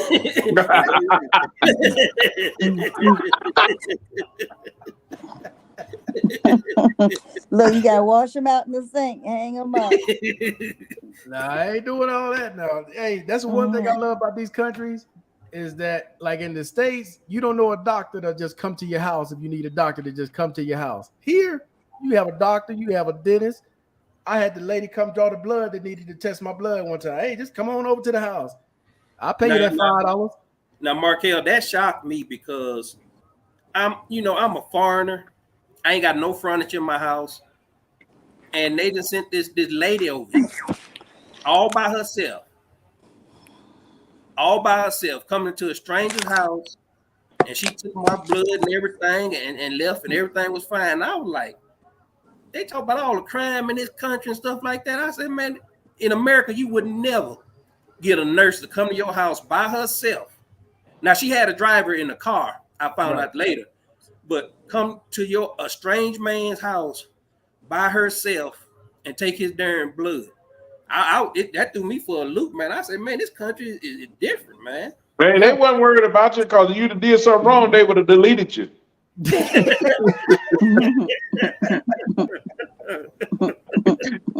But it's just when you got that U.S. mentality. Yeah. You know, women don't even jog by themselves in America no more. No. You know, here is a whole different world. I mean, I'm telling you, the smallest things that you can think of in America that you can't get, or you can't get somebody to do, they'll do it here, no problem. Everywhere you see domicilio, they deliver. I don't care where it is, they're gonna deliver. Yep, delivering. Yep. All right, what else we got here? Mr.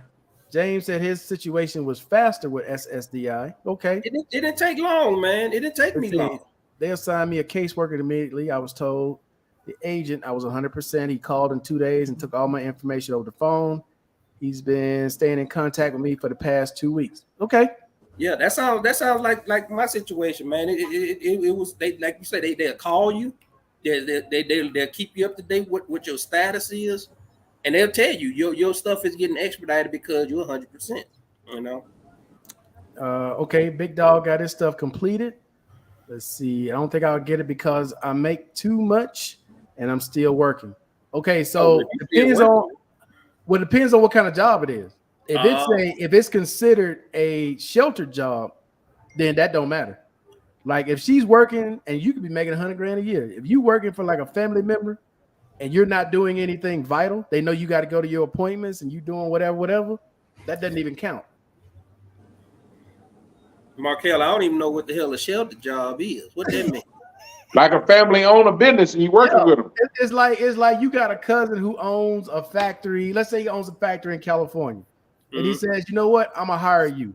But you don't do anything vital for the country. I'm in the company, right? You don't if you don't come to work, something is not right and they got to get somebody to take your place. No, it's a situation where they know you go to VA appointments. You may show up, you may not.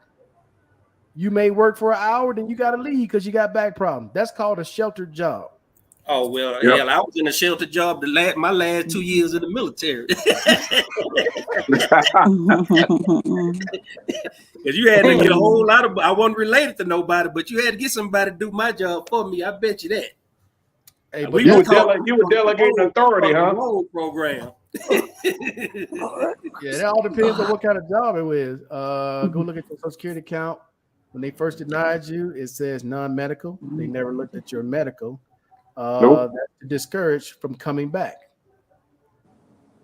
Wow. Okay. That was me. They do a lot of that. Did y'all hear when Biden was trying to give Ukraine Russian citizens coming over here a life pension? In that video, it went viral, and now he's backing down.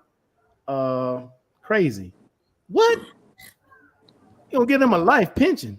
Pension for what? Breathing? Yeah, he was trying to get him a pension. Pension for breathing? God, really? Well, Hey, bro, man. you know when that first started, and they were sending people all over. They sent a bunch of people over here. The U.S. was paying. Well, that happened as a distribution of the immigrants that Right. That They every sent NATO them member everywhere. paid in it, right? Yeah, That's not a have them pension. all over the place. Yeah, that's not a pension. Like Germany accepted a whole bunch of them, Poland accepted, but that's not a pension. Pension is something else, man. Right, for life. You talking about what the hell are you paying them for? Yeah. Like you said, for breathing? What the hell? Wait, what? I don't get it. All good, Mr. Brown. That's crazy. That You is can't even messed up. get people here have to fight. Veterans got to fight to get benefits. And you gonna literally just here, take this because your country's in a war. But the people who here who need it, you gotta apply. That's Man, the it doesn't make crazy sense. system, man. I'm just telling.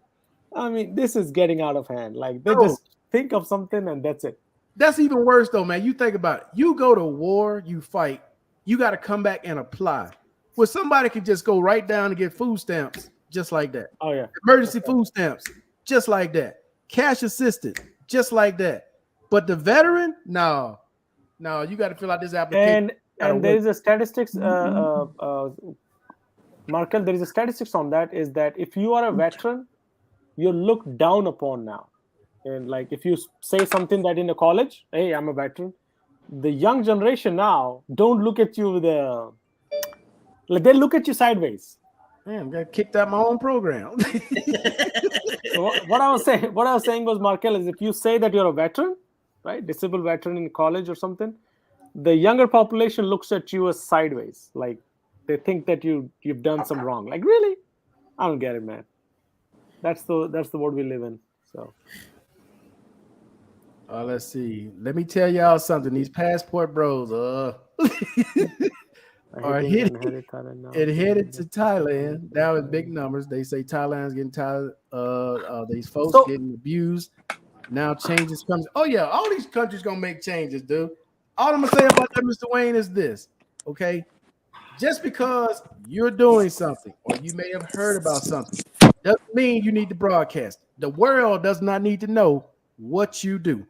Keep some things that you do that need to stay quiet. Okay, they just need to be in private.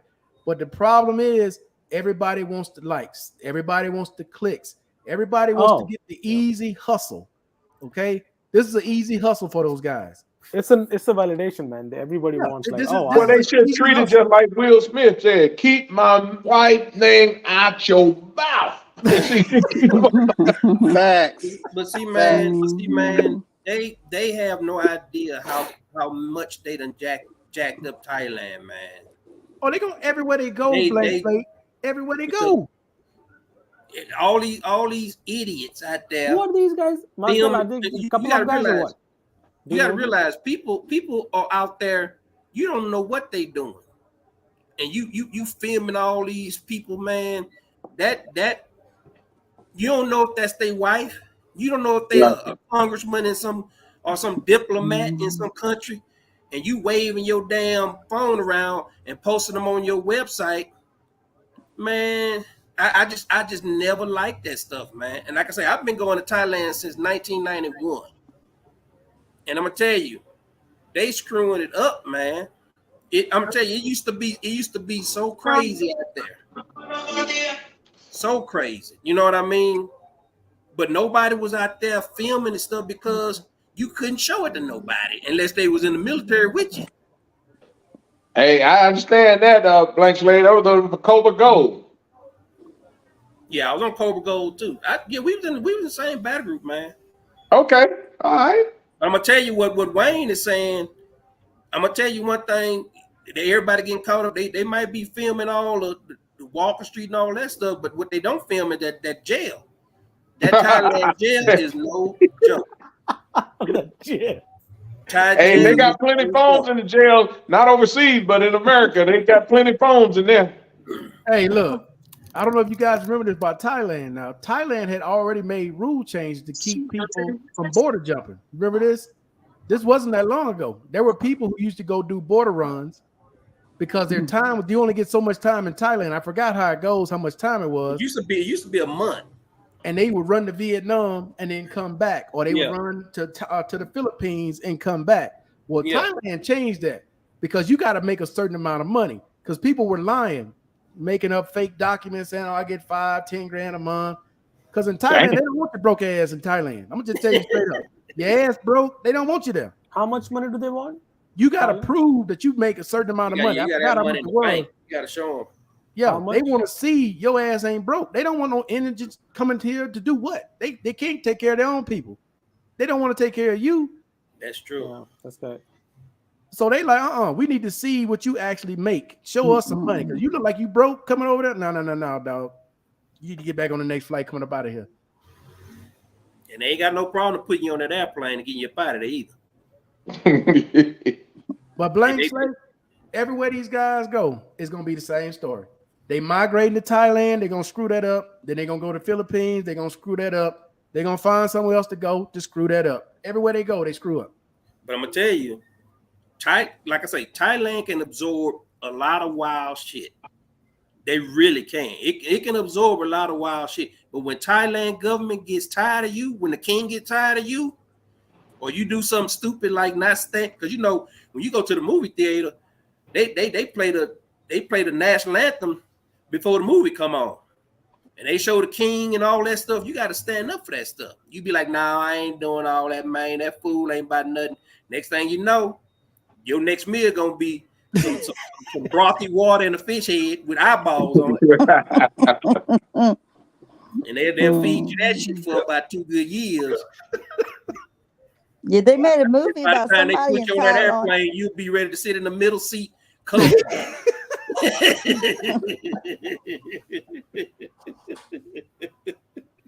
That part.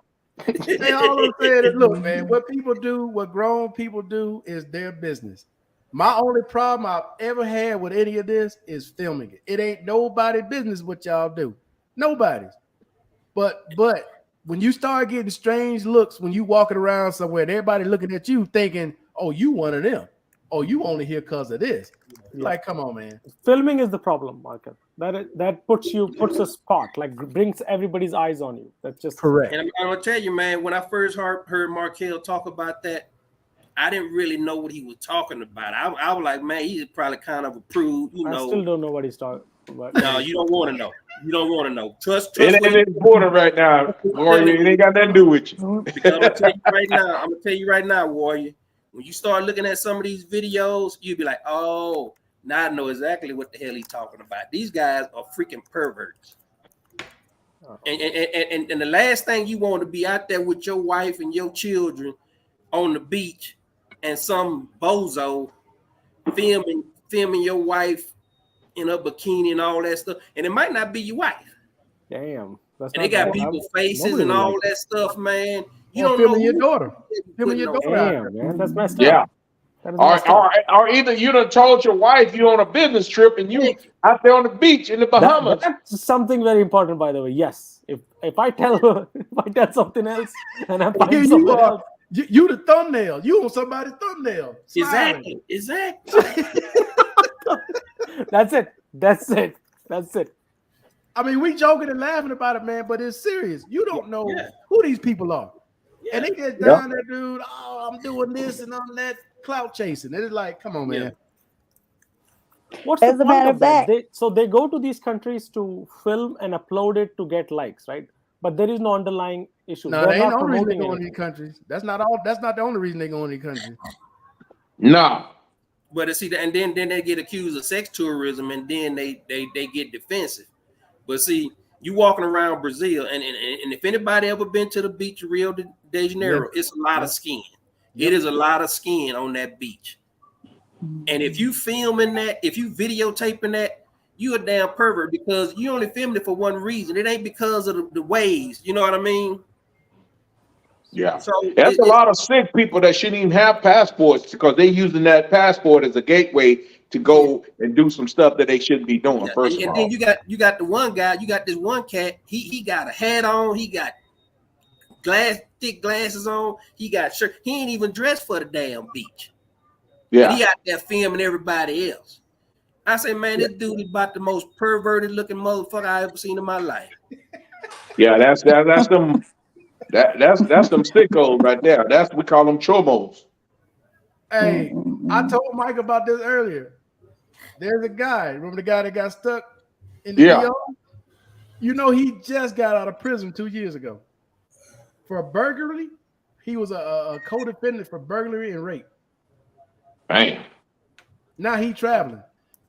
Wow. How the heck you got a passport for that? You can get a passport with a felony. Yeah, you can. Not no rape. That's crazy. Markel, can you? Not for no rape. Yeah, he was a co-defendant. Now he didn't actually do it. He didn't. As far as I know, he didn't actually do that part, but he was part of the burglary. Only way you can't get a passport like that if you registered. If you registered as a sex offender. What about and then you the what is the not that the child support, the baby mama money. Oh no, Oh, you ain't gonna get no know that. passport. You owe child I heard support. that You too. owe Yeah, I heard you student get loans, no you got passport. student loans, child support. Yeah, your ass ain't leaving the country. I'm gonna tell you that right off hand. You speaking to somebody that know that for right off back. I already know you ain't getting no passport. You owe child support. God damn, man. Hey, but Mike, with the sex registration, they can still get it. But on their passport though, they got a big ass red. I forgot. I posted it on the damn community. But not if they on paper. If they still on paper, they can't get it. No. If they still on paper, but if they are just registered, Mike, they can still travel. The country, it is up to the country whether or not to let them in. The country knows what that symbol is. They know what that symbol means. I'm gonna tell you 100 on that child support. I didn't even know that I had accumulated interest. I was done with child support. My kids were grown and stuff. I went to renew my passport. And no, you owe us a couple of $1,000. I'm like, for what? Back pay. I said, what the hell you talking about? Shit, man. They wouldn't even. They sent me my little money order and everything back. They said, Wow, yeah, because I heard about that years ago, but I didn't know how true it was. Shit. You play with them if you want to. You ain't getting I do know about one thing, that there was a dude who's my friend's uncle or something. He had a child support, didn't do anything about that. He went out to sell his property. He got the check. The check was deducted by 50, 60 grand. And he was so happy, oh yeah, I got this much money. And his money was reduced. That was a check. That was the government taking out the money. Oh, what was that? Show that again. Man, they ain't gonna even open up your envelope. You try to get your passport and you owe child support. They're gonna say, you might well go ahead and send that on over there to your child support. I will be ashamed of myself. Now, Mark, that's what's on their passport when they're ready. That's on their passport. Who the hell would travel? Who the hell would travel with that shit on their passport? Wow. Pervert. That's who travel with. There's a ton of them out there playing slate. Pervert. You gonna get your ass. They proud of that shit, ain't they? You get killed at the airport. You show that thing. That's the thing. They ain't gonna show it to you. If you ever notice, there are certain people that you meet when you travel. You start talking about passports, they get real quiet. They don't say nothing. Everybody will show that. They're never gonna show theirs because they know. Wow. No, Markel. No. First of all, you got to show your passport to get in the country. Obviously, they letting them in. You got to show your passport to get the damn hotel reservation. They letting them in, blank slate. That's what you're not getting, bro. All these countries, not all, but some of these countries, like this country, will let these people in.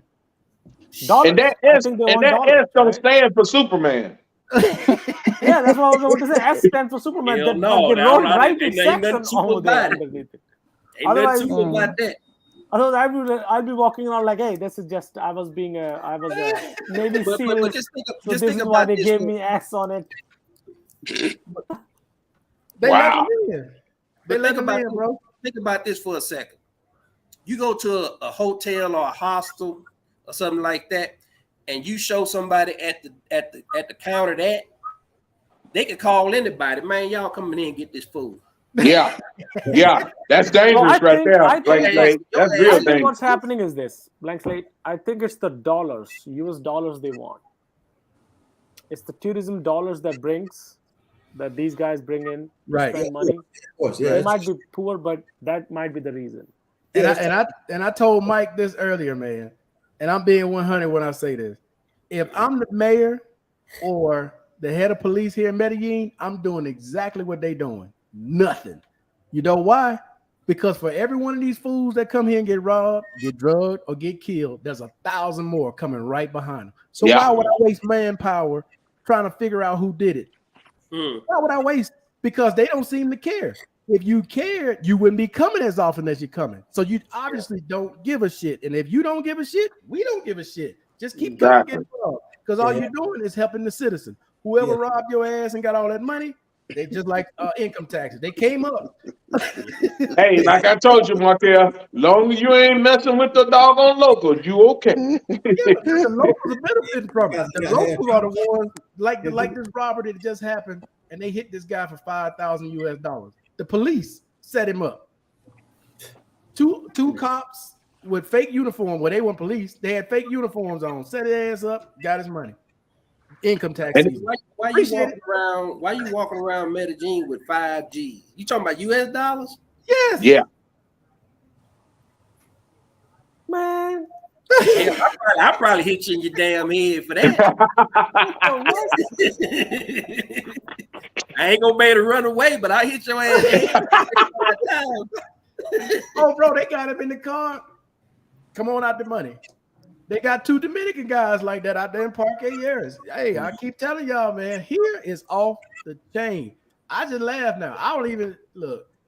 Oh, street and a lot of people don't understand, Markel. You go run to the police. The police got their hands in on it because they know the money you're goes American. all the way to the top.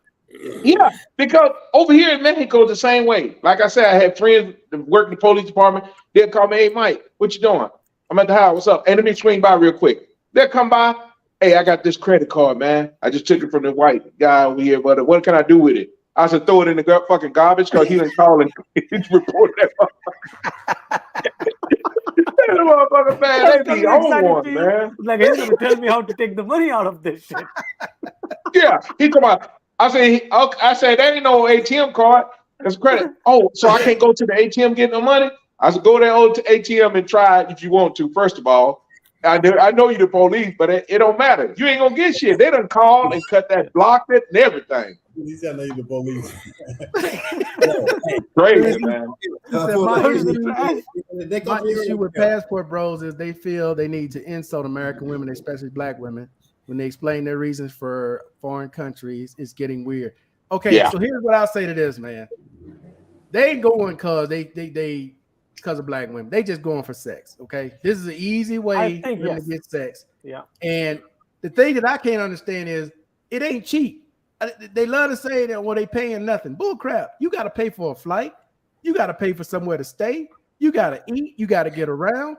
By the time you spend all that, tell me how it's cheap. And then you still got to pay the girl. So you tell me how all that is cheap. Explain to me how that's cheap. Motherfucker ain't smart, bro. You in the States, take your ass to Vegas or something. I mean, damn. My question is this: they're Don't traveling overseas. Don't go to Vegas. How do they have a constant income? What YouTube? Some of these guys' income is solely YouTube, Super Chat, Cash App, Vimo. That's how they're getting paid. They got desperate perverts on there who want to see this stuff, and they pay them money every month. They got somebody else financing it for them.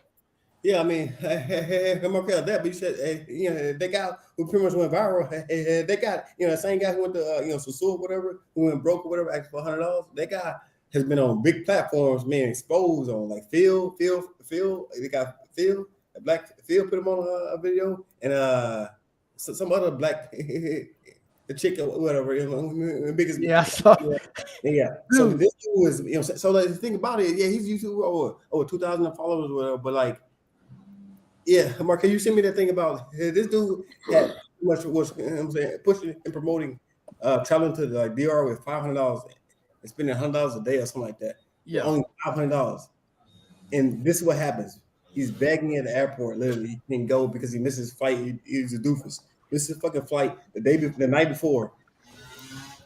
And like that is crazy. You know what I'm saying? So like, dude, apparently ain't getting no real money. You know what I'm saying? Off YouTube.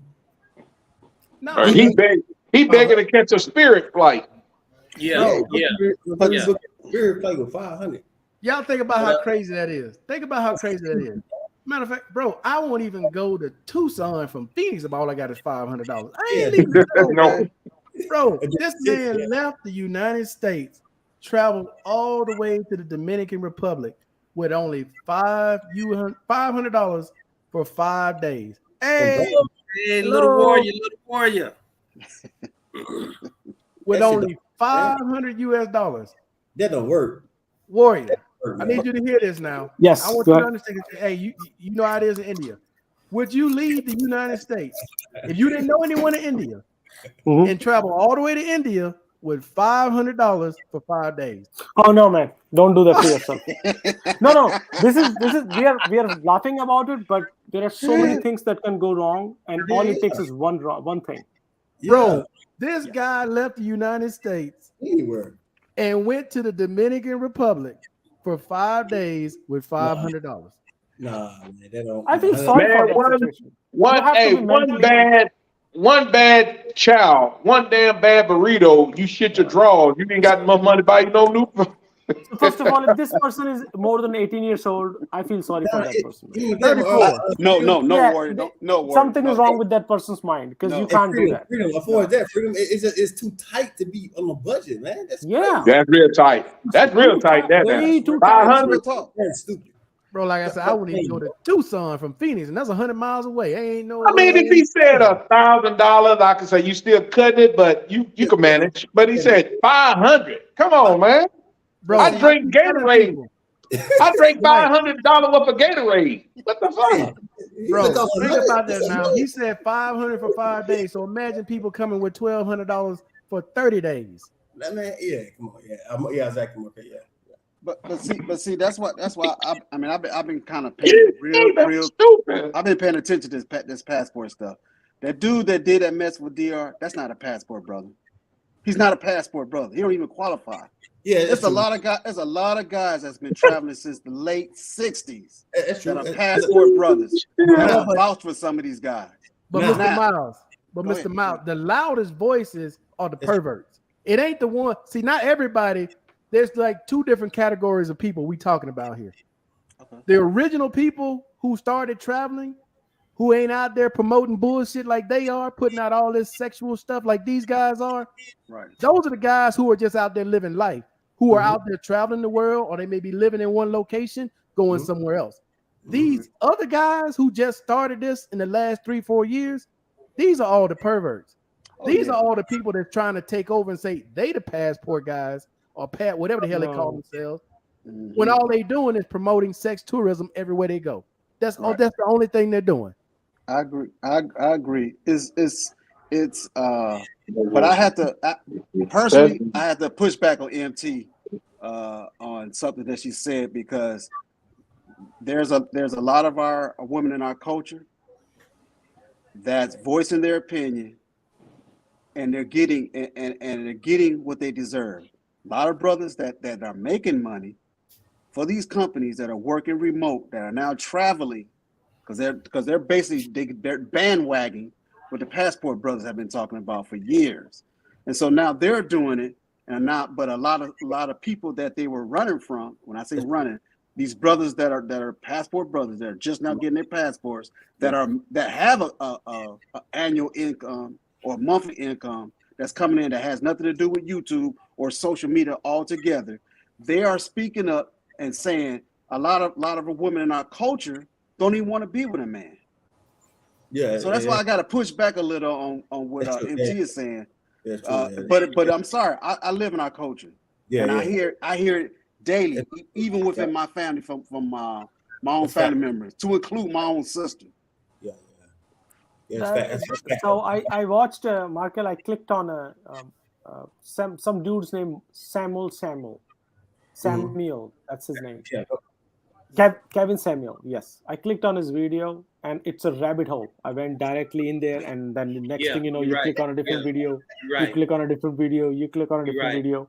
You click on what I'm getting a sense, you get all the women haters videos. No, that's the thing. If you fall towards the narrative, that means I think you're easily biased, right? What I got out of that is that in America, the family unit is at the threat. Like somehow the system is designed that is against the family unit. Somehow I noticed it. Yeah, it's true. It's true. Facts. I noticed it's more of like a pandemic situation. Like you go, I have yet to meet a person. It doesn't matter is the person of a color or not. Somehow the system is designed for not to be together. I have a feeling Warrior, I'm gonna have to give you another perspective on that. No, that's true though. No, that's true. Blank slate. Go against me. Go ahead, Blank slate. But I'm just saying, I want to give them another perspective on that, because women are working now. They're independent and they're working now. It's not that they don't want a man or don't need a man, even though the ones that say that they get like you say, they the loudest voices. but they're trying to they transform the family unit into a co-op where both parents are working, both parents are sharing the load back and forth. And these passport bros that are disparaging the women, like MT was saying, a lot of time they want that traditional woman where she's just cooking and cleaning. Well, that's a relic to a percentage of some people. But there are modern women that are highly functional, that's married to modern men, and they share that load 50-50. You know what I mean? That's why I don't know if y'all heard they was trying to pass a bill years back where the father would get maternity leave also. Right. If y'all remember that people were going crazy, like, why the hell would the man need to get maternity leave? Well, because they don't. It's not a traditional family unit anymore. Because that man gonna need some time off because that woman gonna have to go back to work probably. She gonna only be out for so long, so it gives them the option to trade off. You know what I mean? That's what I fully agree with you. That is totally true. You are right about that. So I just want to say this part of it too, though, right? Because I haven't been in the dating scene in America in a long time, right? But even when I was in the dating scene, and I would listen to a lot of my friends. I have a lot of female friends, right? And they give different perspectives on things. And I can kind of see where they come from, though, Mr. Miles, because some of these dudes, they ain't trying to do nothing. They just want to lay up and get the girl to work, and they sit at the house and do nothing. You got a lot of deadbeats. I'm not saying all. I'm just telling you from what I've heard from my friends. You got a lot of deadbeats out there who make babies and complain, and then they up out of there trying to get somebody else. And then they shit on black women. But I'm like, is your mother black? Don't you have a black sister, a black cousin, a black aunt? It's fine that you got a problem with black women, but you ain't got to put them all in the same group. You should separate the ones you talking about from everybody else. Because when you say black women, that includes all women. Instead of saying the black women I know or the black women I've been with, this has been my problem. That's the issue I got with it. Because when you say black women, hey, you talking about my sister, you talking about my mom, you talking about my grandma. They don't know your motherfucking ass. Keep their name out your mouth. That part. You know. But so like, here's the go ahead. It changed definitely the dating scene. So you guys are all right. Miles, you got Blank Slate, Warrior, Blank Slate, Warrior, Markel. Yeah. So so it changed recently. So the thing about it is that it changed. So women has more power and they're more independent and they merge pretty much. Okay, so women don't really need men like that as far as like the old days. I'm saying so they're more and you're right about that. And I like the way Markel put it, because that hit home with me, because my sister been working at Dallas-Fort Worth Airport. She did 4 years in the Air Force. She been working at Dallas-Fort Worth Airport for one of those regional cargo carriers. She worked her way up to a management position. So she's not relying on no traditional man to take care of her, because she's a highly functioning female, you know. And what she ended up doing, she ended up marrying a janitor that worked at the airport. She married a janitor. She married down initially, you know, because you know the whole love thing. But the thing of it was, that dude was just ambitious as hell, and he turned that being a janitor at Dallas-Fort Worth Airport into cleaning office spaces at night, and made his own business. So he's an entrepreneur, and he make all kind of money. I don't know if he make still as much money as she does, but when she first met the guy, he was cleaning shitters and pissers in a damn airport. You know what I mean? But not that percentage is low. And what I'm trying to tell is that this social media, there is no win-win in this anymore. No, like both sides are losing in this Facts. equally, and it's destroying young men and young women's aspiration to grow and actually be a family member of the family unit, and that's not good for the future of the country. And it's, but I'm gonna tell you something else though, Warrior, and you're right about that. But another angle to it is the penalty for when a woman leaves you. The penalty for when a woman leaves you is severe, especially if you have kids with her. And you know, Love and Freedom alluded to it's it. equal, right? It's not like India. Love A and Freedom girl says alluded he to it raped me, earlier that's all it because takes. you lose your passport privilege when you gotta pay child support. And when you start talking to guys about child support, it cuts deep. It cuts deep with them. Because you basically just think about, hypothetically speaking, if you're making $100,000 a year, you and your wife, you supporting your wife, she making maybe 30 or 40, and y'all get divorced. She take 2 or 3 of the kids, and now your income that went from $100,000 a year to $50,000 a year. Now you got to get back on the dating scene. You got to try to live at that $100,000 lifestyle, but you can't because you spending half of it. And I'm exaggerating, you know, on the numbers. You got to give half of it to her, and she might not even want you to see your kids no more. Right. Yeah, but still though, bro, you got to take care of that responsibility. She didn't have them by herself. Exactly. Didn't have them by herself. Right. Yeah. So look, hey guys, I'm talking about a common average person. You got to take your responsibility, man. Yeah. You're So right. but I mean, you guys say in the U.S. that system is against men. Come on. It boggled my mind. Go ahead, Howard. Yeah, that court, that like divorce court thing is again. I mean, it's not really for men, I should say. So, no, but when I was in the army, I had my own supply room, right? So everybody used to treat me as a psychotherapist, their psych therapist, right? So all my E6 used to come in and sit in the corner. Mina, don't marry. I was like, okay. Like I married 3 women, man. Each 3 of them are taking me to the court. Like, why would you make a mistake 3 times? God damn, man. Did you learn once? It ain't a mistake. It's a habit at that point. It ain't a mistake. It's just I'm not kidding. It's like all the way to the chief. They were all coming in the corner. Mina, do you have an MRE? I was like, okay, all right, there you go, sir. And next thing you know, as soon as the MRE opens up, this person is gonna pour up like, fuck this shit, man. Mina, don't get married. This is the life is fucked. Yeah. I have empathy. I have empathy for men who are paying child support. I got empathy for them, right? Because it could be a situation where the mom don't want you to see the kids. The mom has created something or said something, and every time you go, you got family members chirping in your ear saying something crazy, and you don't want to deal with it. Okay, I get all that. And you're right, Blank Slate. Their income takes a hell of a hit when they get on child support, depending on what they're making, you know, what they coming out of every month. But I still look at it like this, though, bro. Put yourself in that child's position. As my dad sits there and complains and says all these things and doesn't want to pay child support, that's your kid, man. That's your seed. You don't want to take care of your own child. I'm not sure how you can live with yourself like that. I can't have no respect for a man that makes a child, then don't want to take care of the child, and then complains on the back end that they can't do nothing.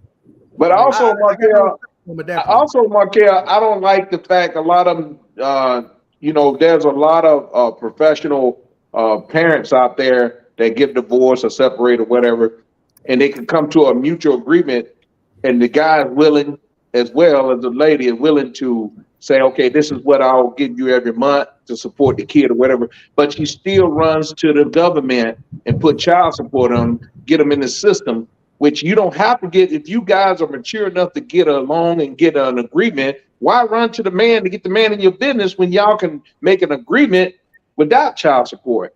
Because the women are being trained nowadays to run to the man. The girlfriend. Get that money. The lovely ladies that are in her circle, the girlfriend, are teaching her. If her parent didn't do it, if her parents didn't do it, her us didn't do it. It's the girlfriends in her circle. It's somebody that got a nasty divorce who explaining to her, girl, why you messing with this man? You just go to court. He gonna have to do this. He gonna have to do that. That's how that happens. Yeah. Instead of, you know, being an adult about it and caring about the well-being of that child, to sit down and be an adult and come to agreement. You get him on the weekend when I got something going on. Hey, I can't.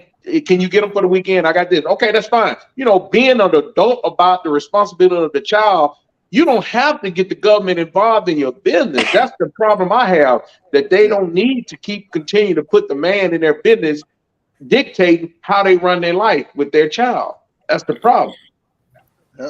They shouldn't do that. There is no way out of it which is positive. I don't see positive coming out of it. Change the laws. That's the only way. You got to Yeah, even this yeah, up. you're right. You You're got to right, stop. Mr. One, you have to stop allowing adults. I'm gonna say it that way. Adults from doing these. I forgot the name of it. What it's called now. These divorces where they can just say, "Ouch, I don't feel good."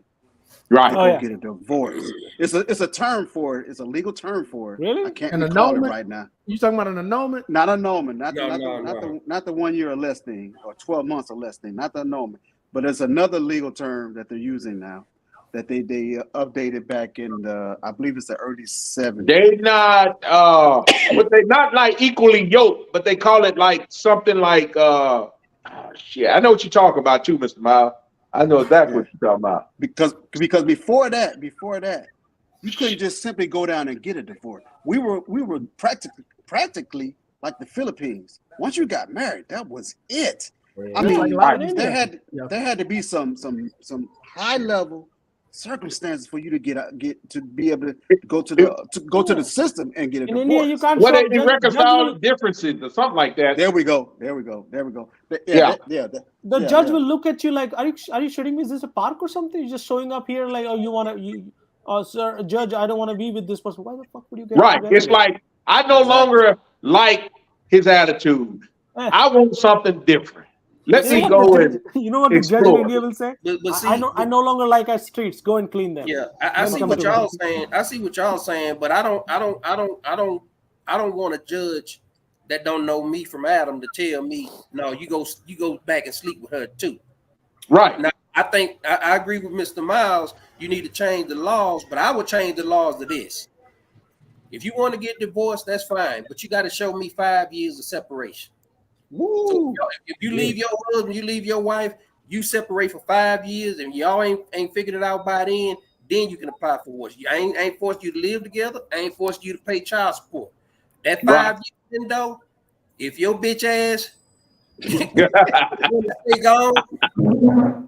No. Hey, and Blank Slate, the minute she pop back up and give you some draws, record that and say, hey, look, she ain't trying to leave. But guess what? There are women nowadays, when they get, I'm going to say it this way. Women nowadays that are allowed to go back and have sex with you during that divorce proceedings, they win. And they get a certain percentage. Dr. Dre. Need I say anymore? Yeah. Need I say anymore? My homeboy got bent over when he was winning that situation. He got sick, went in the hospital, came out of that hospital. Yeah, the surgery. This man had something going on with his brain. So his body automatically relies on what?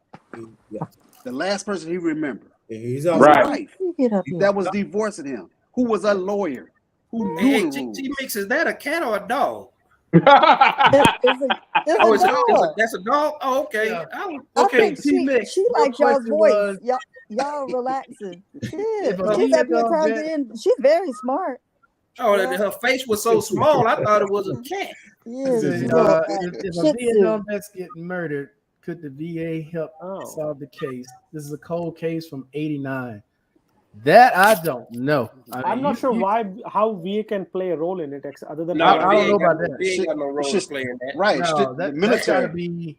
That's got to be whatever branch that was involved in that. You got to go to the military police for whatever branch. I would think is in If it happened, being in law enforcement, if it happened in the vicinity of the military, yes. But if it happened outside, they're no longer active duty, or they didn't happen on the facility, they can't do nothing about it. They can't do anything. But the VA itself, the VA got nothing to do with that. That would be whatever branch, whatever service they were, Marine, Army, whoever. They got to go to them.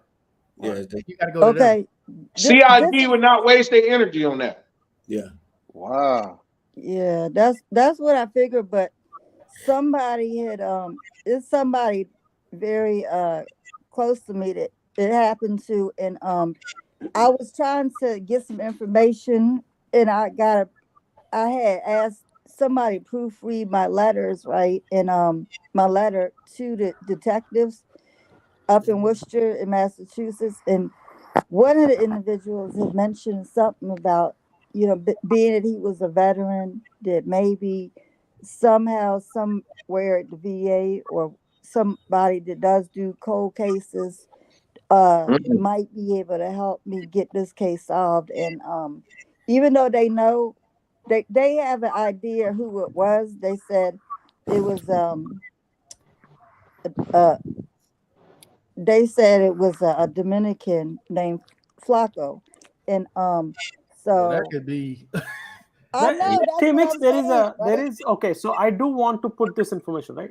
Yeah. There are some components in DOJ that that can pitch in, or that can, like, if you send them an email, they might actually look into that. Not the FBI though. I'm talking about. No, you know what won't happen with that, Warrior? No, it won't. You know why? Because the thing is, if it's not military Yeah. affiliated, active duty, or if there's no record of past violence toward that Mhm, person, mhm. or if there's no report, like the military say, if it ain't in writing, it didn't happen.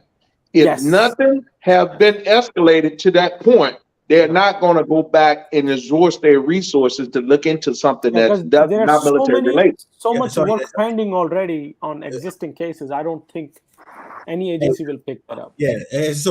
Mix. So I have a couple, a couple classes in criminal justice. So for the FBI, for murder in general, okay, murder in general, okay, is no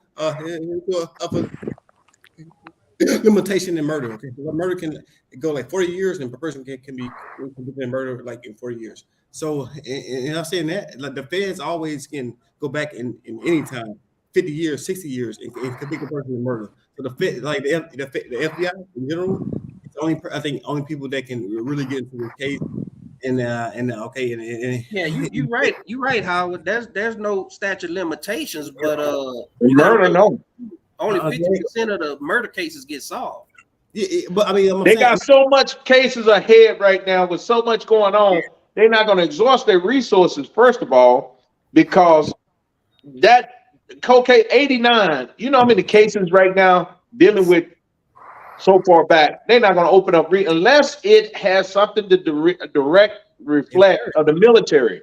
Yeah, it varies. It varies. I mean, it happened on post. It happened on post. If it happened like a guy who was on duty, on active duty, type thing. So I mean, it varies on what the case is. The FBI can take it or not take it. That's what I'm saying. Yeah, easily. Yeah. So yeah, as it. And Thank you know you. how they avoid stuff like that nowadays? First Yeah. time they check to see what a person was involved with. If they ever been convicted like of drug usage and all that, that's out the window, right off the door. That is, They're yeah. not going to investigate. As Yeah. soon as they find out something that, hey, this might be a possibility that this person was involved somehow, they Yeah, wash their hand. It's not worth it's it. gone. Yeah. Yeah, I'm not, no disrespect to the person who lost his life or her life. I right. didn't mean that in that sense. But It's true. It's that's I true. mean, It's real that's talk. true. That's true though.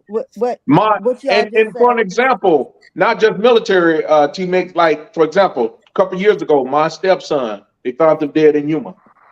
Just because he had one drug paraphernalia in his vehicle, they watched the case at drug related. Wow. Wow. That's Yeah. cold. Well, that's actually exactly what happened. My father, See, he's that's what I'm Colombian. saying. Yeah, he's I know. Colombian. So I didn't know this, but back in the day, he was a pharmaceutical representative, and a legal one. And of course, I didn't know. I was only, real young. But I just feel like I got robbed because he was a very good man, even though he did what he did. And I have stories, and as I share them and think about them, I just feel more and more robbed. And so, as I said, I'm trying to, just put some kind of closure on the case, even though that's what they said, that, it was, and I know it comes with the territory of that particular career choice, regardless of what it is. He was still, I just feel as though he shouldn't have had to go out like that. And since they have DNA and things of that sort now, since they say it was a Dominican guy by the name of Flaco that maybe possibly that we could find this individual and either see if it's, somebody that's maybe in the system already, or maybe it's somebody that's out there that does have DNA, and we could actually probably try to solve this case and get some kind of justice, And Well, Well, I'm sure there's a million Flacos. I know. That's why I said. That's why I didn't. Don't stop trying, though. Don't stop trying. It doesn't. Me saying it no to you, and all the members over here saying no to you. This is personal to you. So don't stop trying. I'm not. Thank you. Yeah, but see, a guy named Flacco just means what? Skinny. That ain't even really a name, right? Right. That's so many of them know the DR. They got the name Flacco. I know like 3 that know the name. That's just a skinny person. I would say the locality of that place where this event happened. Reach out to that person and just keep bugging them. Keep bugging them. Yeah, but I'm pretty sure if he's a foreign national and he did a crime in America, he probably got the hell out of America as soon as he. Oh yeah. And blank play, you got to understand too. In the Latin countries, when they say Flacco, don't really mean he's skinny. He could be big as me, and they just being sarcastic. They call him Flacco. Too, yeah. Yeah. So that's just something that But just don't stop trying. That's something that you. No, just give it to the man above. That's all you can do. Yeah. I mean.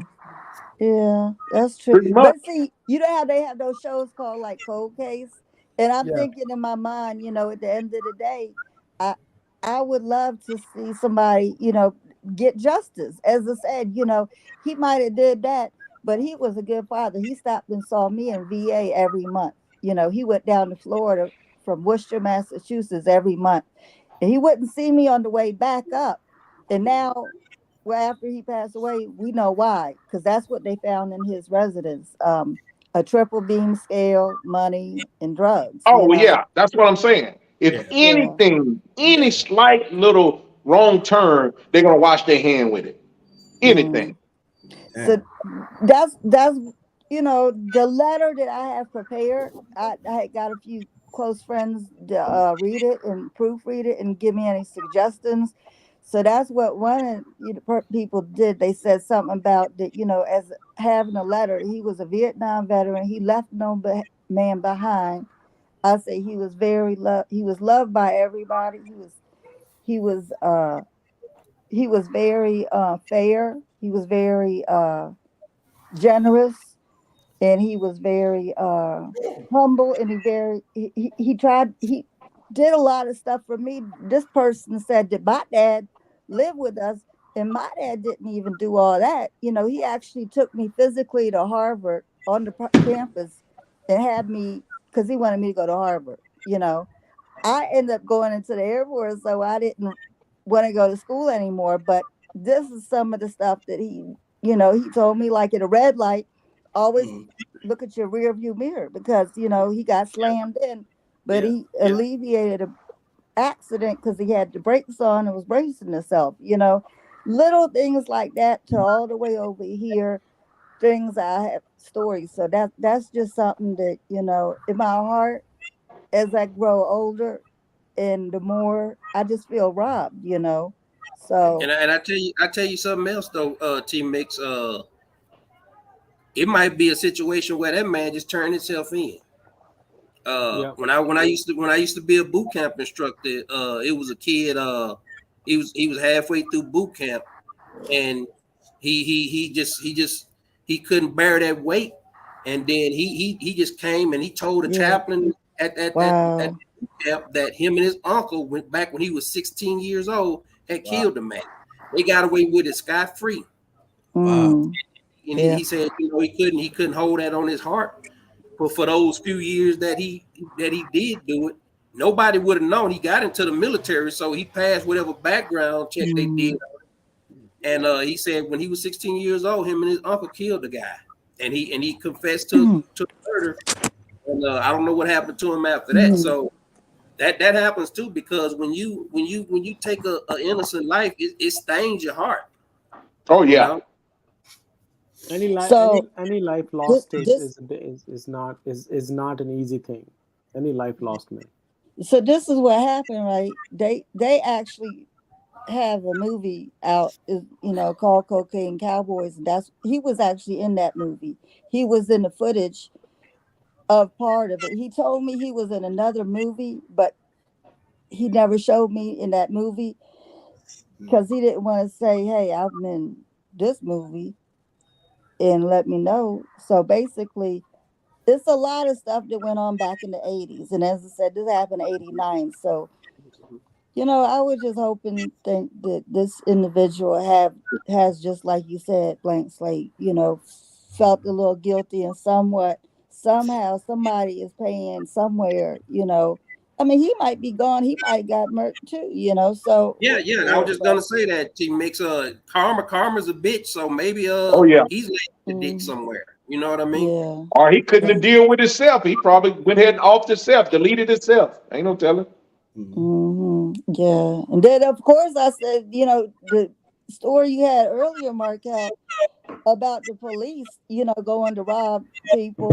Basically, the police told him, and as I said, he would go out of town once a month. So, that's basically something that could have possibly happened too. So me actually asking the detectives, might be asking the like preaching to the pulpit and asking them. So I wouldn't mind trying to get some kind of, even if it's a private investigator, just for closure. Because, as I said, he did a lot. My friends used to wait for him to come from out of town. He would take us and do this. And, we went for helicopter rides in Orlando. We just did all kinds of different things that was just, is wholesome, and I never knew, my mom never knew, but because he was Colombian, she was very smart. She said, "Albert, what are you up to? What are you doing?" And he would never tell her. He would tell him his job was a photographer, and of course, who really has a job as a photographer, so he was good though with the camera. He used to do some awesome pictures. Getty's pretty good with that camera. You see that name everywhere, right? What's that? Getty Images. It's a company that has that's like selling these images now, and it's a good business. It's a good business. It is a really good business. But I like what MT was saying too. If you're gonna travel, you don't need to talk crap on the women that you leaving behind. The wars on both sides. Nobody's better now. But I'm gonna take it back. Markel, I'm gonna take it back to 1964. All right, Mal, go ahead. I'm gonna take it back to 1964. When I was going to church, those women were shamed. Shaming is now out, but guess what? It's 2023. Shaming seems to be coming back because morality has turned upside down. But for some reason, a woman of color can do all the shaming. But when it's flipped on its axis, they want no part of shaming. That's all I have to say. Accountability is select. Now nobody is accountable for everything. Is like selective accountability. Whatever fits me, I want to be accountable for, and if it is against me, I don't want to be accountable for that. Let me read Mr. Wayne's comment here. But the other side is the nice guy with the 401k house, pension, house, etc. They try to use and run through. He's too nice. He's boring. They love them thugs. All I would say to that is, it's all about who you pick. Who you picking? Where you find them? I mean, if you in the hood, what you expect? You if I'm making $500,000, I'm not going to McDonald's looking for a wife. That just don't work. So it's where you picking them. You got to look at more of their body and their face and realize that match that's the way they used to do it. That ain't the way it is now. That's the old way of thinking. She ain't even that. Most guys, like guys who come here, she don't even need a job. I'll take care of her. Bull crap. No, she got to do something. She got to do something. Because if she's just sitting at the house waiting for you to come back and work, she'll wear the hell out you. That's what I decided when I went through the arranged marriage. My criteria was there is no uncle. I don't have any uncle over here. I don't have any relative. What will my wife doing all day? Right. So I wanted to make sure that she does have something to do. Right. And she came here. She got a job because, well, she's also an engineer, so it wasn't that difficult for her to get a job. But you have to find something like that. I mean, you just can't. You have to be smart about it, man. In those cases right there, when he's describing, most of the time the guy will go, I'll take care of you. Don't worry about it, baby. I'll take care of you. Then when it goes wrong, after you kept her in the house all that time, guess what? When you get divorced, you still got to take care of her. Because why? She didn't have no job. You told her she didn't need no job. You told her she didn't need nothing. Well, guess what? Markel, you now got to take care of her. That's fair. Markel, that's fair. It's a difference between does she want a Happy Meal or a tomahawk steak. Go ahead, philosopher. What's going on? That's all I'd say. Not too much. But I'm gonna go with tomahawk steak. I'm gonna go with tomahawk steak. I don't know what kind of size is gonna come with it, but I go with tomahawk steak. Hey, Black Gang is all the way, baby. Not to ruin everybody's mood, but can I apply for another voc rehab now that I got denied? Come on, man. I'm asking this question. Yeah, Warrior. Put you in timeout. Hey, Warrior, come on. Hold on, Warrior. Warrior, you've been hanging out with Urban Goldtrotter too long, man. No. Jokes aside, I'm serious about it. Can I apply for one more time? You can apply as many times as you want. Yes, you can reapply. Yes. So it's barely 30 days. Do it, bro. Do it. Don't reapply. It's like SSI. You keep doing it, you might get it. Keep doing it until they'll get tired. They get tired of seeing that application. They say, "Man, just don't get us do this thing." And I'm gonna tell you something. I would be the happiest person on earth if you get that damn voc rehab. Hey, but bro, have your plan in place. Don't say, "Oh no, I'm just trying to do." No. Have your plan in place. Give them a reason as to why you want to change job. Financial reasons, whatever it may be. You might be trying to move to another state and you need whatever credentials or whatever, but give them a reason why. And don't just say, "Oh, I just want to go to school for the money." Nobody's going to do that. I don't want to do financial. I don't want to do financial because financially I'll be losing money if I go to that field. What the hell is that out here? I think that's the squeaky wheel gets the grease. Oh. You sure that's what that is? The squeaky wheel. I guessed it. The squeaky wheel will get the grease. It is, but think about it. How would the person will look at it like, hey, you're already making this much and you're willing to take the pay cut? That I don't think fits well. Oh, okay. Yeah. Dog's going to sleep. Oh, okay. It looks like a cat now. I know. I can't never finish a haircut. I have issues from head to toe. So I get tired after 20 minutes. She gets tired. So I've had the dogs for 7 years and I still haven't finished a haircut. It's about as good as it's going to get. I might be finished before 2024. So I do my best. Yeah. Yeah. So yeah. And then there's another one over there too. And as I said, somebody here went, you know how the 22 veterans go a day?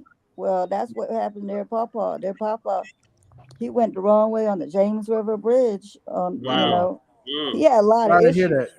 Wow. Yeah, he had a lot of issues, you know. So he even he asked me if I go out of town, can you watch them for me? And I told him sure. And a month later, he was gone, you know. So had my name on the refrigerator, and the family notified me. And it's not easy just doing meat, let alone, you know, being a mama. I just ended up. I still have them. Is anybody want to? They're pretty good. They're trained real good. They're actually my emotional support dogs. I can't. It's a lot of work, but I know I have a hard time giving them up too. You know, it's not easy. I don't even have my emotion support dog with me. My service animal. She's with my ex. And I tell you, it's a lot of work, man. Thank God they keeping her, is. because man, being the dog right here. That's just like Hey. a dog. A dog is hard to keep. It's just like a kid. I was like, nah, I already got rid of 2 of them. I already got rid of 2. emotional They went to support is right college. there in his hand. How do you guys drink that much and still don't go to the doctor for liver situation? God dang, man. You sipping it, man. You sipping It it. doesn't matter. Oh, Blake, you Alcohol. Hey, Blake, you on what I'm on now? You on that crown, huh? Oh, Yes, sir. You on that crown. Look at Howard. He's already I'm gonna like be on that the rimming next week. bottles Y'all are know I empty. turn that what you drinking, Markel? That what you drinking? My kid drinking the alcohol, man. Hell no, Oh, you on that right my Patron, knees. Howard? I was on that last week. I'm rubbing that on my knees, Markel, man. what you drinking? Hand sanitizer? Markel drinking straight 100 proof. 100 proof. Yeah, 100 proof. God damn. Yeah, it's real shit. Warrior Wow. though. That's from Colombia, huh? I actually drink like water. I drink half. No, I know how you told me about that, but it's still something is still going in your system. It's in my system, but like even like when I finish this, No, it doesn't matter. Alcohol is going in your system. Wait. Even now, if you mix with 7-Up. Hey, Warrior. But that's still drying out your system. The more we drink, the fat your liver get. The more we drink, the fatter your liver get. Damn. Stop. No, man, I have like exercise though. I exercise. I walk like a mile and a half a day, bro. I exercise. Yeah, that exercise is the only You thing almost that like you exercise to me, Howard. Who you lying to? He's gonna go to the bus again. He's gonna dance around the fire and only leave. Yeah. So You look like a damn slob over there drinking that Patron. Hey, no. Go back, please. Go back. Read that one. Hold on to your seats, fellas. The reason why that child support, because that's how they pay retired judges off that interest. 2 lawyers told me that. That were my cousin and a professor and my pastor. Yep. And I was married to a lawyer. I vouch for that. It's actually worse than that. Yeah, it's worse than that. True. They showed wait. The state government pays for the lady to have a lawyer. When the man shows up, he either shows up by himself, non-lawyer, or he has to come out of his pocket. Now, back in the late 90s, men got wise to this and started requesting assistance from the state. Guess what? Right. It's 2023 and men still not getting that doesn't have the funds. The state is still not backing them up. That's what we mean when we say that the system. It's even deeper than that. It's even deeper than that, Mr. Miles. You know that's why they say that they incarcerate a lot of Afro-American men, because they want the black women to go on government assistance so they can depend on them and they can control them. It depends on what state. It's really what state you're in. That goes back to in general. Come on, brother. In general, it depends on what state you are. It depends what state you're in. But Mike, real quick. This goes back to what I was saying earlier. This goes back to what I was saying earlier. When men choosing, look at who they're choosing. If you're choosing somebody who does nothing, you got no leg to stand on, as far as I can see. Exactly. You're choosing somebody with no future. Well, okay, I got you, Markel. I'm back here 100%. But in the last 15 to 20 years, we have educated women. Listen to me. Educated, lovely women that have been going after the bottom 16% of the working force, getting pregnant, not collecting any funds, but then they get up on an educated man, and he may have a kid with him or become a stepdad for so many years. Guess what happens to him? Well, he got to pay child support. Exactly. Yeah. None of that is coming up. But it's been coming up in the last couple of years. All of a sudden, brothers are getting tired. Not even your child. They're getting exposing it, and they're holding women accountable now. You have. It's not your child, and you still have to pay for it. Warrior, come on, bro. We got to update you. If you get a stepchild, I forgot how long you have that stepchild, but if you're taking care of a child that's not your own, I forgot how long ago, but it's so much time passed by, and just say you get the child when the child is like 1, and then you get a divorce when the child is 16. You still taking care of that damn I child. get that. 16 years I get that. Yeah, still taking care of that child. I mean, because you knew by the 16 years, you knew that it's not your kid, so you could have walked out earlier. But you took care. I can. In most cases, I can tell y'all a story from Florida. This airman that we're in the shop. His parents was well-to-do. He got married to this girl. This girl was young. She had to be around about 19 years old. She had 2 kids already. He turned around, fell in love with her. He married her. She turned around, left him, took the brand new car that his mom paid cash for, then turned around, was staying with another dude, then showed up. He had already adopted the 2 kids. And then she turned around, wrecked the car, and then turned around, told him he needed to go down there and find and take care of it. And then she turned around, she divorced him. And guess what he had to do? He had to pay for those 2 kids. And she got married to another guy that was in the Air Force. Now, let me tell you something. Somebody had to teach that girl how to do that. Yeah, but Mr. B, again, he chose that. Yeah. That's we right. Can't forget that. That's right. As much as we want to shit on people, you got to look at life choices. You got to look at choices. If I go get a deadbeat and I tell this deadbeat she ain't got to do nothing, and then I get mad at her 10 years later and tell her she got to get the hell out, and the judge says, "Oh, well, you got to take care of this deadbeat because that's what you told her." Yeah. Then I can't blame that on him. That's choices. Those are life choices. We try to tell that kid roundabout. I remember I said, talk till my lips fall off. I said, "Yo, man, she's trying to take you." He couldn't see it. You couldn't tell him nothing until after it all happened, and the commander started saying, "You need to take care of your kids." And she was stringing him along. He was giving her cash money. She was telling him, "No, he didn't give me no money." And I said, "Look, man," "look, you need to start writing her checks." And then he started. Right. It was crazy. It was crazy. It got Mr. B, you on point, bro. That's why I told you. Because when they go to court, they're gonna say you was giving them gifts. You gotta cheat. You gotta get receipts. You need receipts. You damn near need videotape. Yeah, prenup is the only solution I heard from educated. Mr. Miles? No, it's not a prenup. Leave these lame, lovely women alone.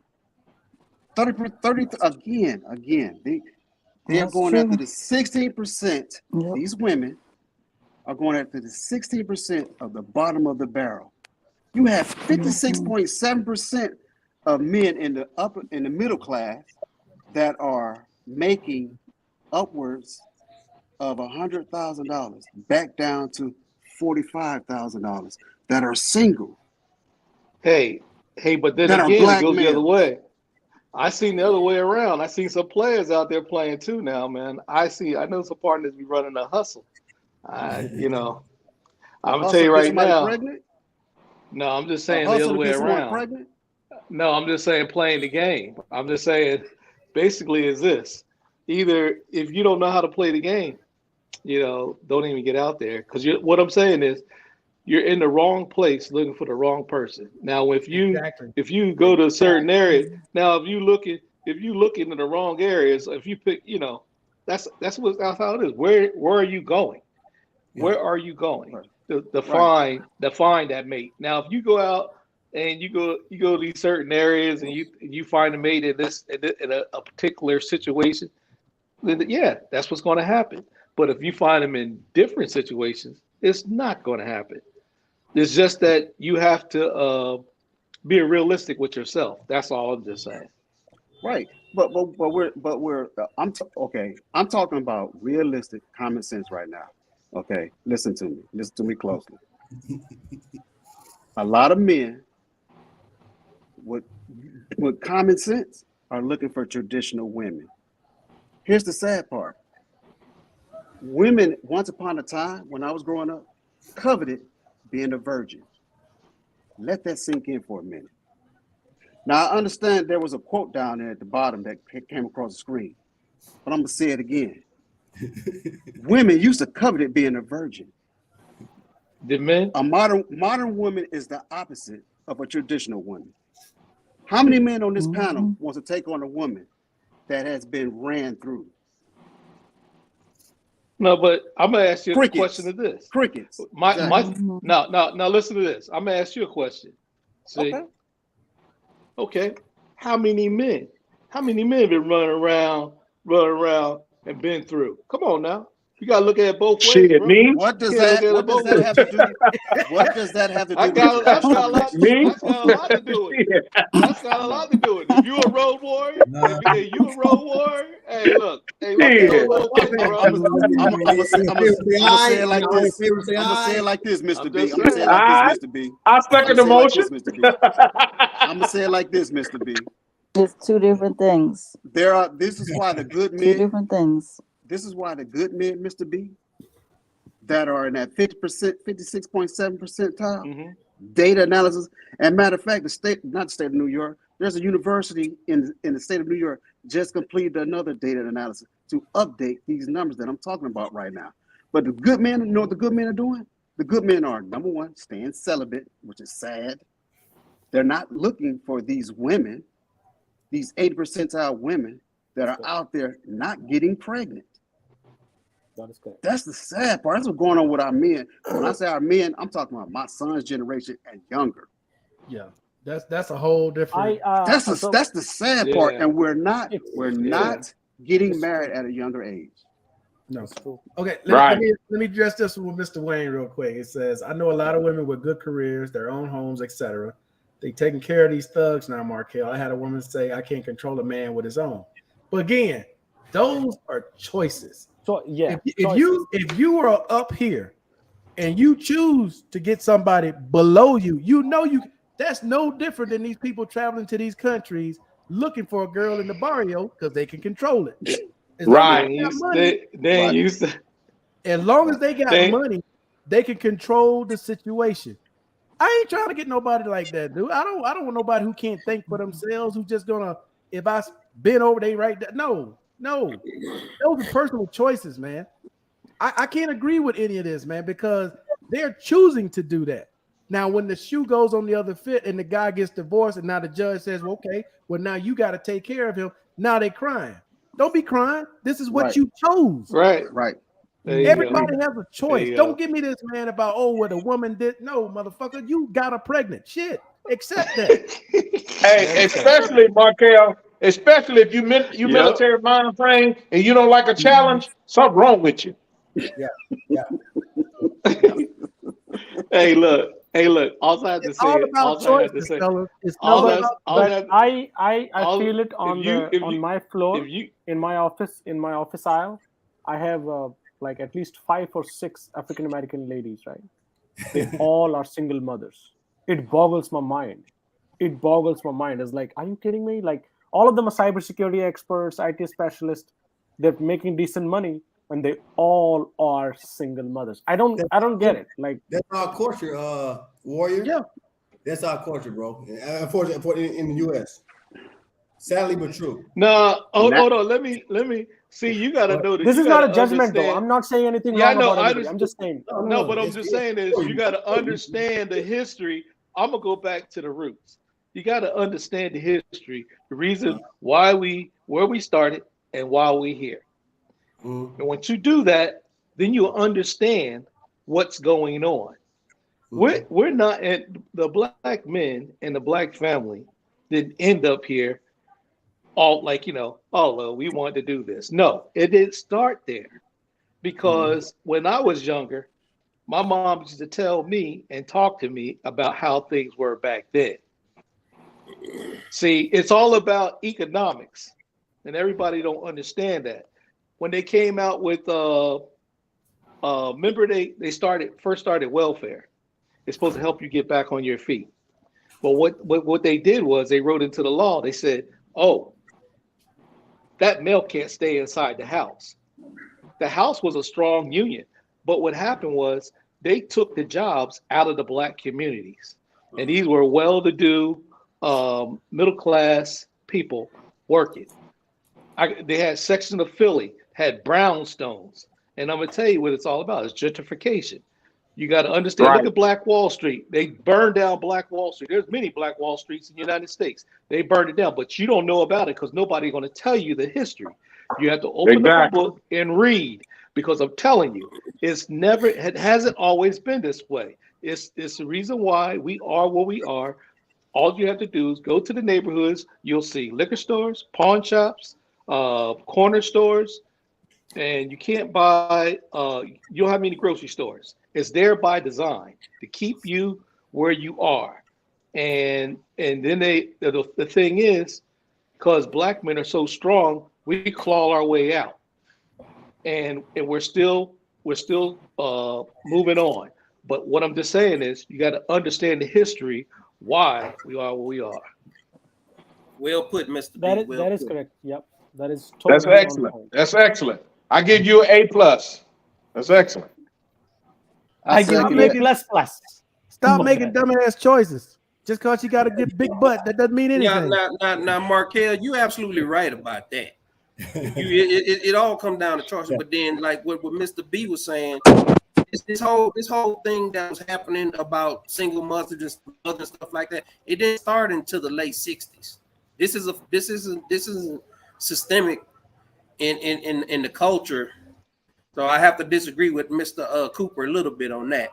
It may be the culture as it is now, but you know, these guys are old enough to remember, and I'm old enough to remember when the black community had business owners that were black.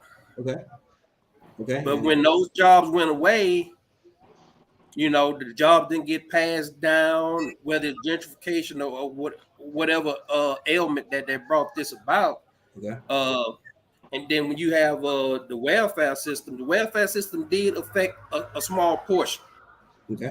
But then that small portion is like a virus. That small portion infiltrated the other women that were still about the traditional families. Okay, I got you. So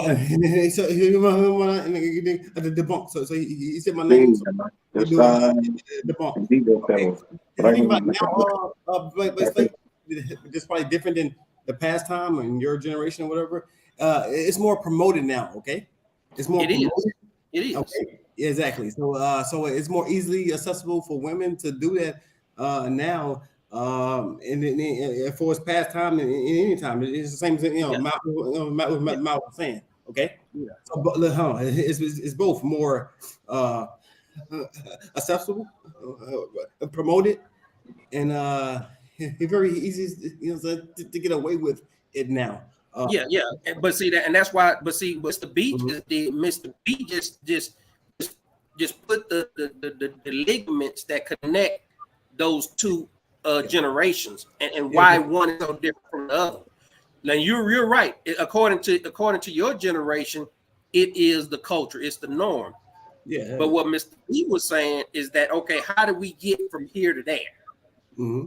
And he filled in that because but see, the thing about history, and I always tell people about history, if you ever want to learn about why things are happening to you today and in the future, take the day that you're born and go back 10 years. Okay. 10 years. Mm-hmm. And that'll let you know why. That'll give you the why we do this, why this is happening. You know what I'm saying? Exactly. And that's what Mr. B just did. Mr. B just kind of gave you these are the different structural and systematic things that led to the culture that we experiencing now. I'm gonna say so. Look, so hey, can y'all hear me? Can y'all hear me? And now it's not only Wayne. It's not only shit. It's not only accepted, it's promoted. Okay, it's a different. I agree. Oh shit. It's not only accepted. Now, I'm gonna have to say a few things. Good luck to the conversation now. Let me talk for a minute. Wayne, salute, bro. Wayne is it. Wayne's a beast, bro. Wayne, come on, Wayne. Wayne, 30 seconds, okay? Wayne, only 30 seconds. Hey, so Mr. B, let me you know what I'm saying? Let me go back. Wayne, 30 seconds. So, Mr. B, it's not only accepted, but right now it's promoted and it's openly. It's not they don't hide it anymore or anything. I'm on red. I'm red pill, bro. So like me and Miles on the same page. What is this red pill and blue pill? I don't get it. Yeah, exactly. Well, and black pill, but it's a whole different thing. Black pill. Yeah. So yeah. You keep on mentioning that in the videos. Let me say something for a minute, y'all. Man, oh my God, I killed it. Howard, I'm sorry, man. I didn't mean to interrupt. Yeah, guys, interrupt you. Like, where you came in, interrupt me real quick. Blank slate. So like now.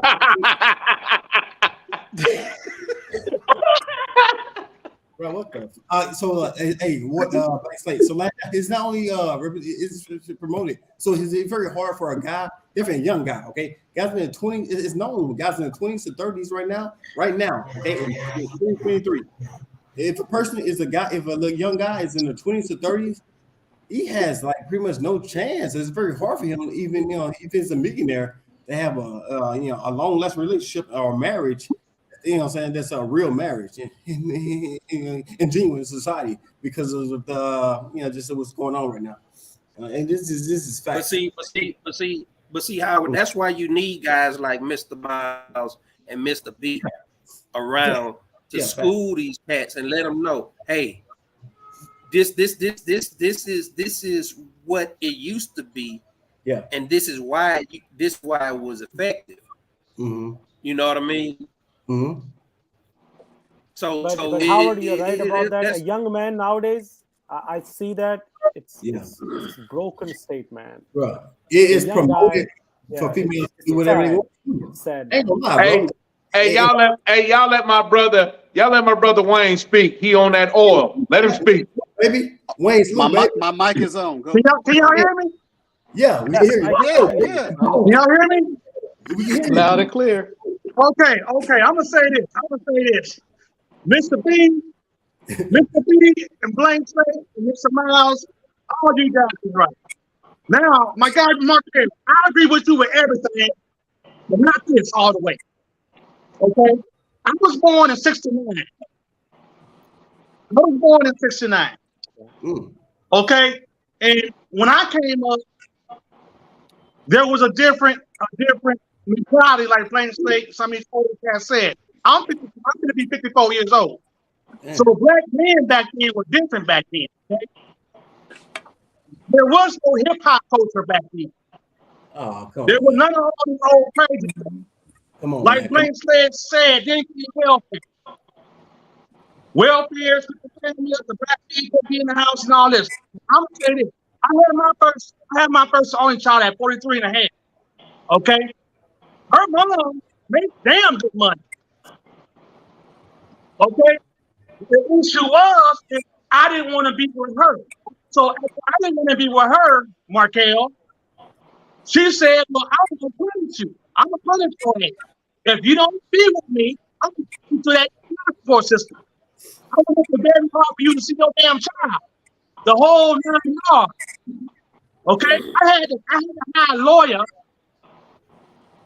and pay $15,000 just to get in the damn court, my brother. Damn. So it ain't all about this nonsense of pick the right girl. Oh, that's ain't life, brother. That ain't life.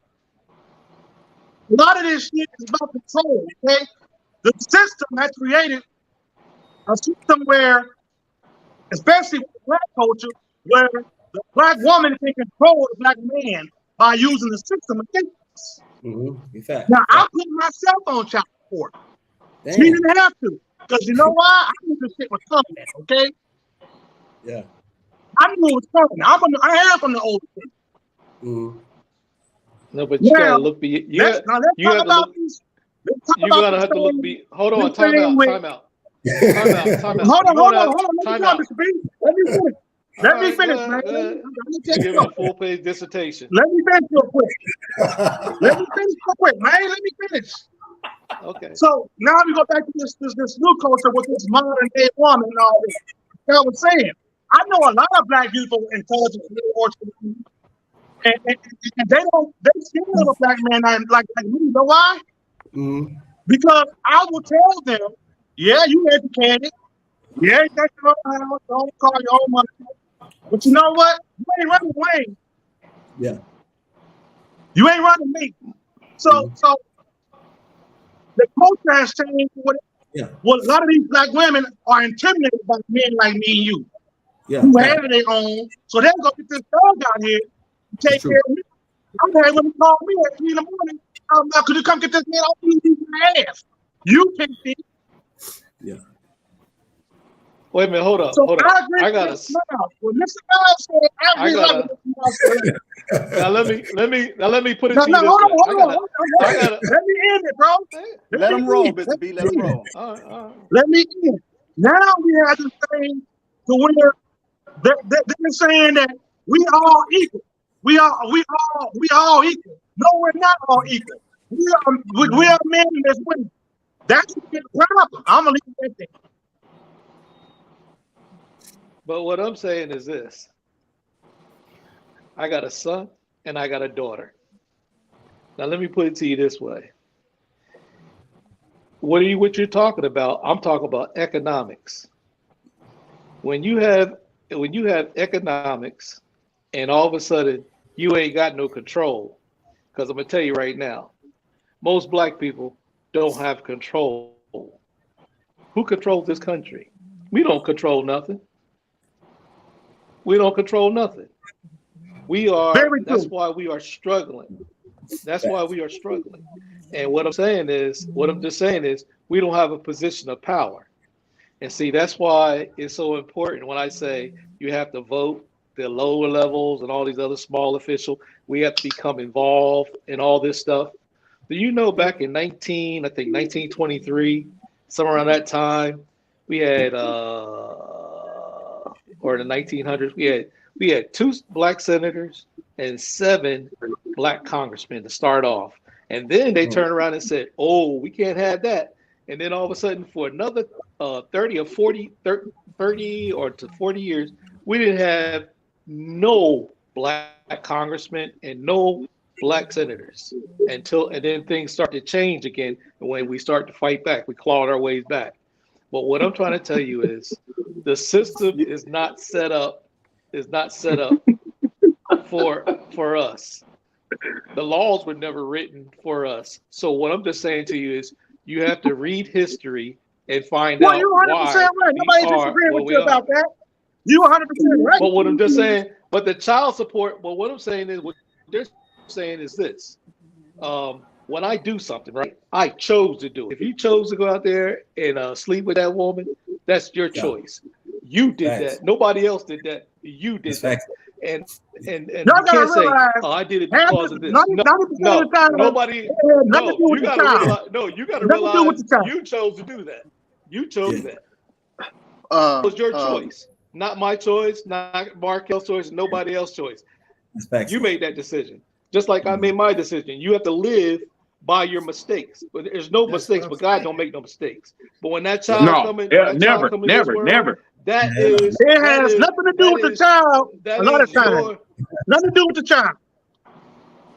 Yeah, I know, but what I'm just saying is that was your choice. Right. That was your choice. You made that choice.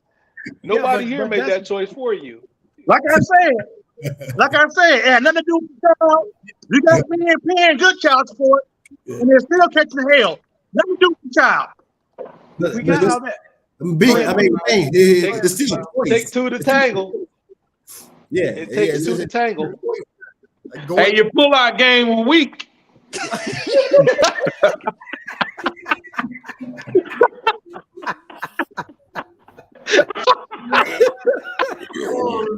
going hell one. It was that one time.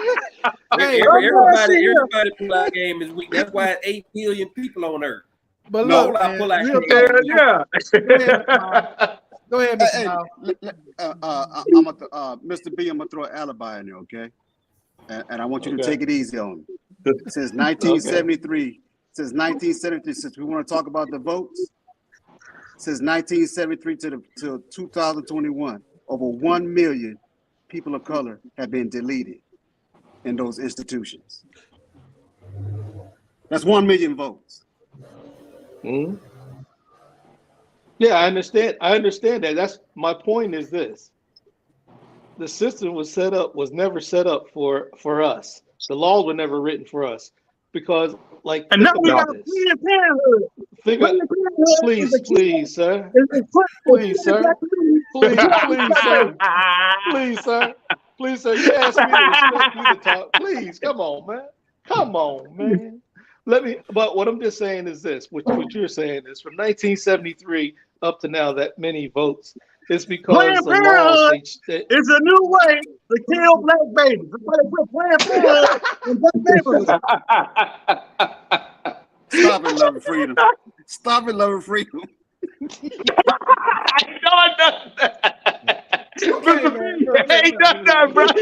Let me just say this though, man. Look, the entire time you were in a relationship and married to that woman, there's no way you didn't know or couldn't figure out if something goes wrong, this motherfucker gonna go crazy. There's no way you live with somebody that long and not know them. Exactly, bro. Just like they know you. They know certain things about you will trigger you, and you know certain things about her is gonna trigger her. And again, that goes back to choices. I don't care about all this other stuff in between, man. I look at the beginning. Let me tell y'all something. About something. You can live with somebody and think you know them, and be married to them, and the next day they might kill your ass. I'm going to fix a drink. Boy, y'all wilding out tonight. Y'all wilding out. It's water's not hitting it. So don't give me that. Don't give me that. Ow! You use another person. Man, people will snap these things on your ass, man. Hey, freedom, because like you guys are correct. Almost everybody's correct. Everybody's actually correct in the same. Everybody's actually in the same thing. Everybody's correct. B with the B, mild. Hey, we don't live in a perfect world, fellas. Hey, people brother. change. People will change overnight on your ass. I ain't trying to hear that nonsense, man. Yeah, that's fact. Yeah, that's fact. If it was a perfect world, Jesus would be back here right now. That's what I'm saying. Exactly, Jesus bro. died for our sins, man. Come on. He didn't die for all good people. So all this, I'm gonna put this out here. I might step on some toes, some feelings. Hey, Wayne, hold on, Wayne. Let me just say this, Wayne. Wayne, can I get in, Wayne? Come on. Wayne, sub. Let me sub, bro. Let me sub. Get you some water. Let me sub. Get you some water. Technical foul. Hey, but real talk, man. You got to think about it. A lot of us, including myself, create our own problems in a relationship. Yeah. You got to think about that. Me, not being an angel, want to think I'm still a young thug, be out there, cat daddy, want to run and jump around, play hoops or hoop. Hey, you got to think about it. It's time to grow up, and it's time to put your feet on the ground and walk that walk and talk that talk. But when things go wrong, we always point at, hey, she or he didn't do what they supposed to do, whatever. But what were you doing? What was your problem? What did you do to cause the problem? You create your own problem sometimes. Like me, I created my own monster. For 26 years with my wife, she would never do anything wrong, but I was always the one that doing the wrong. You see what I'm saying? So I can't never fault that she was the one that did wrong because I was a no good motherfucker. I did wrong. You see what I'm saying? So you can't fault always. You got to look at it on both sides. What caused her to be that way or what caused him to be that way? You see what I'm saying? Okay. If it was never like that from the beginning, that's what I meant. That obviously there was a reason something changed. Love and freedom. How many fingers point at you? One. You got three pointed back at you. But what I'm just saying is this. You got to look at the man in the mirror because you be saying, "Oh, I didn't do nothing. I didn't do." Oh, yes, you did. Yeah, you did. Oh, yeah. You Michael, did. Some things you said. Oh, yes, you did. That I posted, is that the correct one? Hey, they should have never gave me that name. They should never gave me that name, Macadocious Mike D, and it went to my head.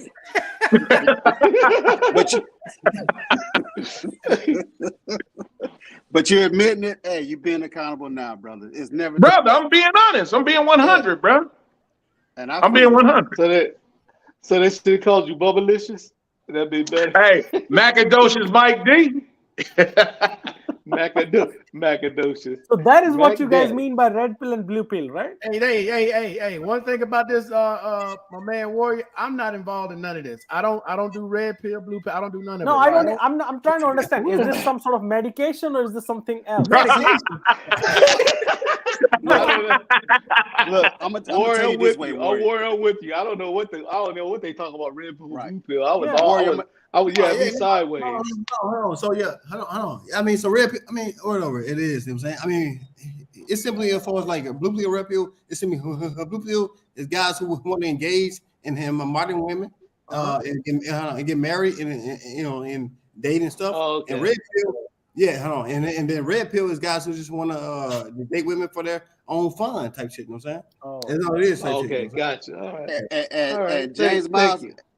And James Miles is coming from since 1964. The way James Miles Sr. raised me, the way Herbert Dennis Miles raised me, the way Henry Thomas raised me, the way Sammy Thomas raised me.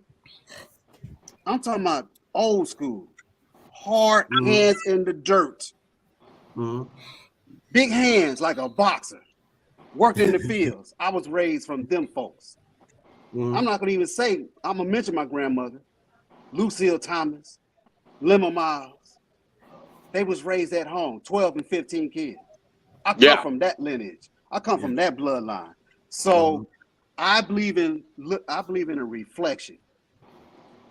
Black women are my reflection. There's no hate on them. It's only a correction. But the correction is the way I was brought up, the way I was held accountable, and the way me and my brothers and sisters were held accountable to this day. So what I see that's going on out in there, I'm gonna just say the atmosphere. When I say the atmosphere of the United States, I would agree one thing though. I ghosted so many girls that there are girls who hate me for being a dude just because I ghosted them. I do remember that. But I'm gonna tell you like this. Now, all these people that you see out there, I'm gonna tell you right now. You don't know what's going on inside those closed doors. All you know is you see what you see, and you're assuming. And that's what I'm saying. You don't know it. You don't know why those two couples broke apart. There's a number of reasons, plethora of reasons. So when you assume, and everybody know what assume means. I'm not going to say it because I don't use that. But what I'm just saying is you can't assume anything. You just have to. What I'm just saying is you got to look at the data. You got to look at, like I said, the history. Because we can't, because just because you see that woman walking down the street with she got 2 kids, you assume she did something wrong. She ain't do nothing wrong. She could not be the one that made the that left. She could have left because the dude started acting crazy. So or vice versa. You really don't know. So that's why I said you can't judge a book by its cover until you open it. That's all I'm just saying. That's real talk. What's up, Barry? What's up, Barry? How you doing? What's up, Barry? Oh, he came on in, boss. Wait a minute. He ain't at work. He ain't working, boss. He ain't in the warehouse. He ain't in the warehouse. He ain't in the warehouse. I'm just listening to you guys go on about this male and female thing. Barry, join in, bro. Have you learned what's red pill and what's blue pill? Which medication to take, which not to take? Don't see. That's why I said what I said, Warrior. Barry, I will not use the word. Barry, go. Barry say you take both. You take both? Nah, you. Let me go on mute for this. Go, Barry. Go, Barry. Red pill, blue pill, Barry. Barry, I take the blue all the way, man. The blue all the way. Oh, okay. Barry is from the Caribbean. Barry from the Caribbean. So you a blue pill? You from the Caribbean? You know what I'm saying? Red pill, red, bro. Wait. That's red pill, red. But you already know, bro. Barry, that's red pill, bro. Yeah, but listen. Yeah, okay. I left the Caribbean when I was 21 years old. So he had already got it out of his system, Howard.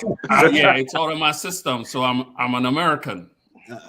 I am too. So yeah, I'll go for the blue. How did I decide that which pill I take? No, you ain't taking no pill. You already you already. But you ain't taking no pill. Aren't you married? I wouldn't say that for Warrior. No, if he's hypertension, he might be taking something. Oh yeah, I am. He's married. Boy, y'all crazy. So Warrior's married. So Warrior's Hey, the bigger Warrior's married. The bigger the doctor, the bigger the pill. No, he's married. Warrior's We married. all just have our own.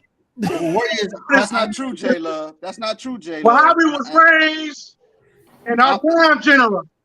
You're right, Mr. Miles. J Love is he must have caught tail end of the conversation because you gave him solutions already. Mr. B gave him solutions. You know. Oh, wow. But see. I mean, we had an angel that woke up and started speaking on reuniting male and female in our community. Yeah. That was Kevin Samuels. Whether you like this tone or not, the brother was trying to put people back together. He was like, "Yo, we need the nuclear family back. We're losing kids. We're losing in the population game." That is not correct. only are we losing African the American population is decreasing, and it's going to go extinct in like 100 years or something. But the bloodline going to fade away. It's going to fade away. Yeah, it's not a good thing. I see it. But because the last two wars were fought on African American soldiers. What's sad is you, especially if you're under 35, you got younger women under 40. There ain't enough good black men for what the younger girls are hitting on us older men because the younger men ain't sweet no more. Well, look who's raising them. Wait a minute, hold up. They're making you think that. Let me explain something to you. The black people are strong people, and I know black women that got 4 black kids, put them through college. I don't want to hear this talk about, we don't have a strong structure. This kid doesn't. Polygamy is coming. Hold on. Polygamy is coming into the black community. Where they're practicing having more than one wife. Technical foul. Here, it's like an African now. Technical foul. I know a flag. All right, technical foul. Technical foul. Go to flag. No, what I'm saying is this. The reason why in the black culture problem from just saying it is from the past. It's the structure, and if we can get as black people to get our communities get jobs inside the communities and get them to change the focus on their outcome of having hope in their hearts that they can make it, then we can make a dent in this. Until then, it's going to be a problem. It's all about the economics. First of all, you gotta get rid of Planned Parenthood, where they killing all these black babies, and then you're gonna have to get rid of the private industrial prison complex. They're locking all the black men up, and then you're gonna have police people in and make it okay for black men to have 10 women. This is the delay we have with the moon, right? So if you are on the moon, that will be the same delay, isn't it? No? No, nobody knows. We never been on the moon. No, we have been on the moon for sure. But I think that's the same delay. It's like 9 minutes or something. I'm not sure.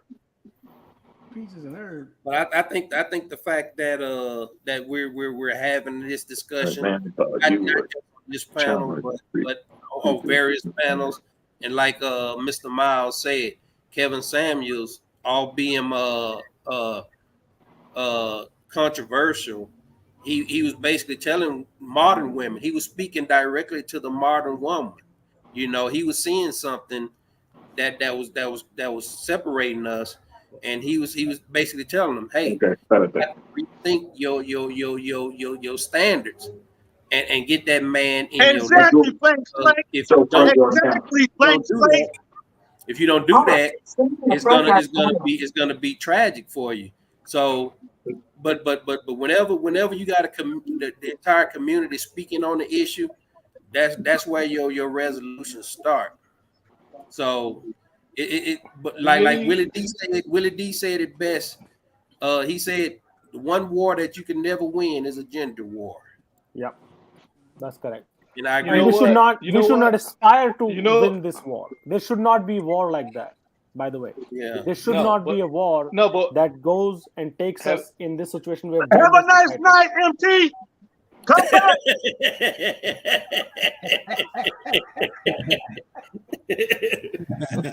Is anybody here watched or listen to XM 126, the Urban Network, Joe Madison, the Black Eagle? I used to. Any of you guys ever heard of him? I used to. I guarantee you, because one thing that he always I like to, ever since I was little as a child. Hey Google. I always go home. Listen to Black. I used to go and read Black history, because I remember in the library, I had a librarian. She was Black, and I was in school. She got all these new books in, and she asked me. She said, "Why aren't you looking at any of the books?" You know what I told her? Look what's happening in our culture. Look what happened. Look. The woman king. Time out. Time out, brother. Making Black women the woman king. Why the hell you gonna have a woman king?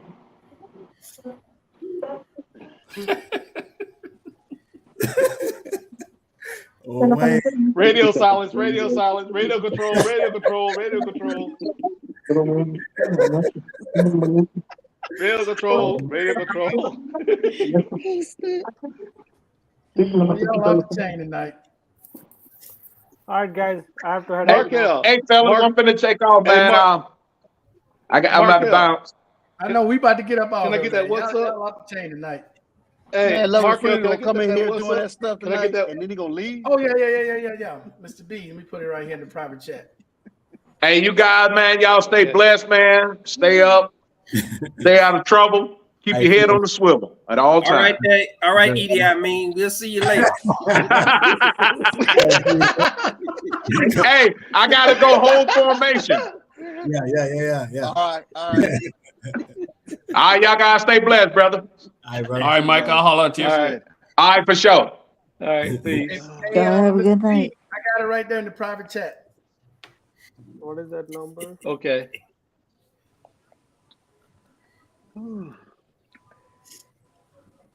Markel, this is your fault, Markel. How's my fault? No, we about to get Allegedly. No. Hey, Barry and Mark. I mean, what's his name? Miles and Mark. I mean, this is a good conversation, bro. I mean, this is a good conversation. It letting everything out. It was different. It was different, and I mean, it's a good conversation. And look, hey, the thing about this conversation is really a big topic. And look, I followed the whole YouTube manosphere and just YouTube in general. But I'm in the know about, you know what I'm saying, this is social media topics. This is a big topic that has been going on for years. Last 2 years, I'm thinking. It was since Kevin Samuels has passed away. Okay, so this is an important topic still to this day. That's still, you know what I'm saying, going down spiral. So like, this is a good topic I think tonight to discuss, and everybody get their the topic off their mind, bro. So yeah. And also Howard, man, you I think this is one of the few panels that is speaking to this issue from different generations of Black men. And that's very important because great point. Yeah, because you can't trick your future, or plan that future out unless you talk to them old heads, man. And that's why I always, that's why I admire guys like K-Mac and stuff like that, Mr. Miles, Mr. B, because my whole life, man, I've always gravitated towards the old heads. Yeah. Put me up on game. You know what I mean? Exactly. I know what you mean, bro. And then Warrior hit on the head earlier. Warrior, like literally what he said earlier, I think it was a couple like an hour back or whatever, maybe 45 minutes.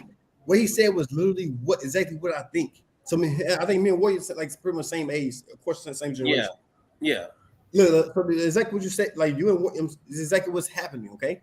So look, the older generation it's coming down to the young generation. Warrior know exactly what's going on. Of course, he's in social media. He knows exactly what's going on. That's exactly what's going on now. Okay, it's a different time. Okay, yeah, it's a different time, and what he said was going on.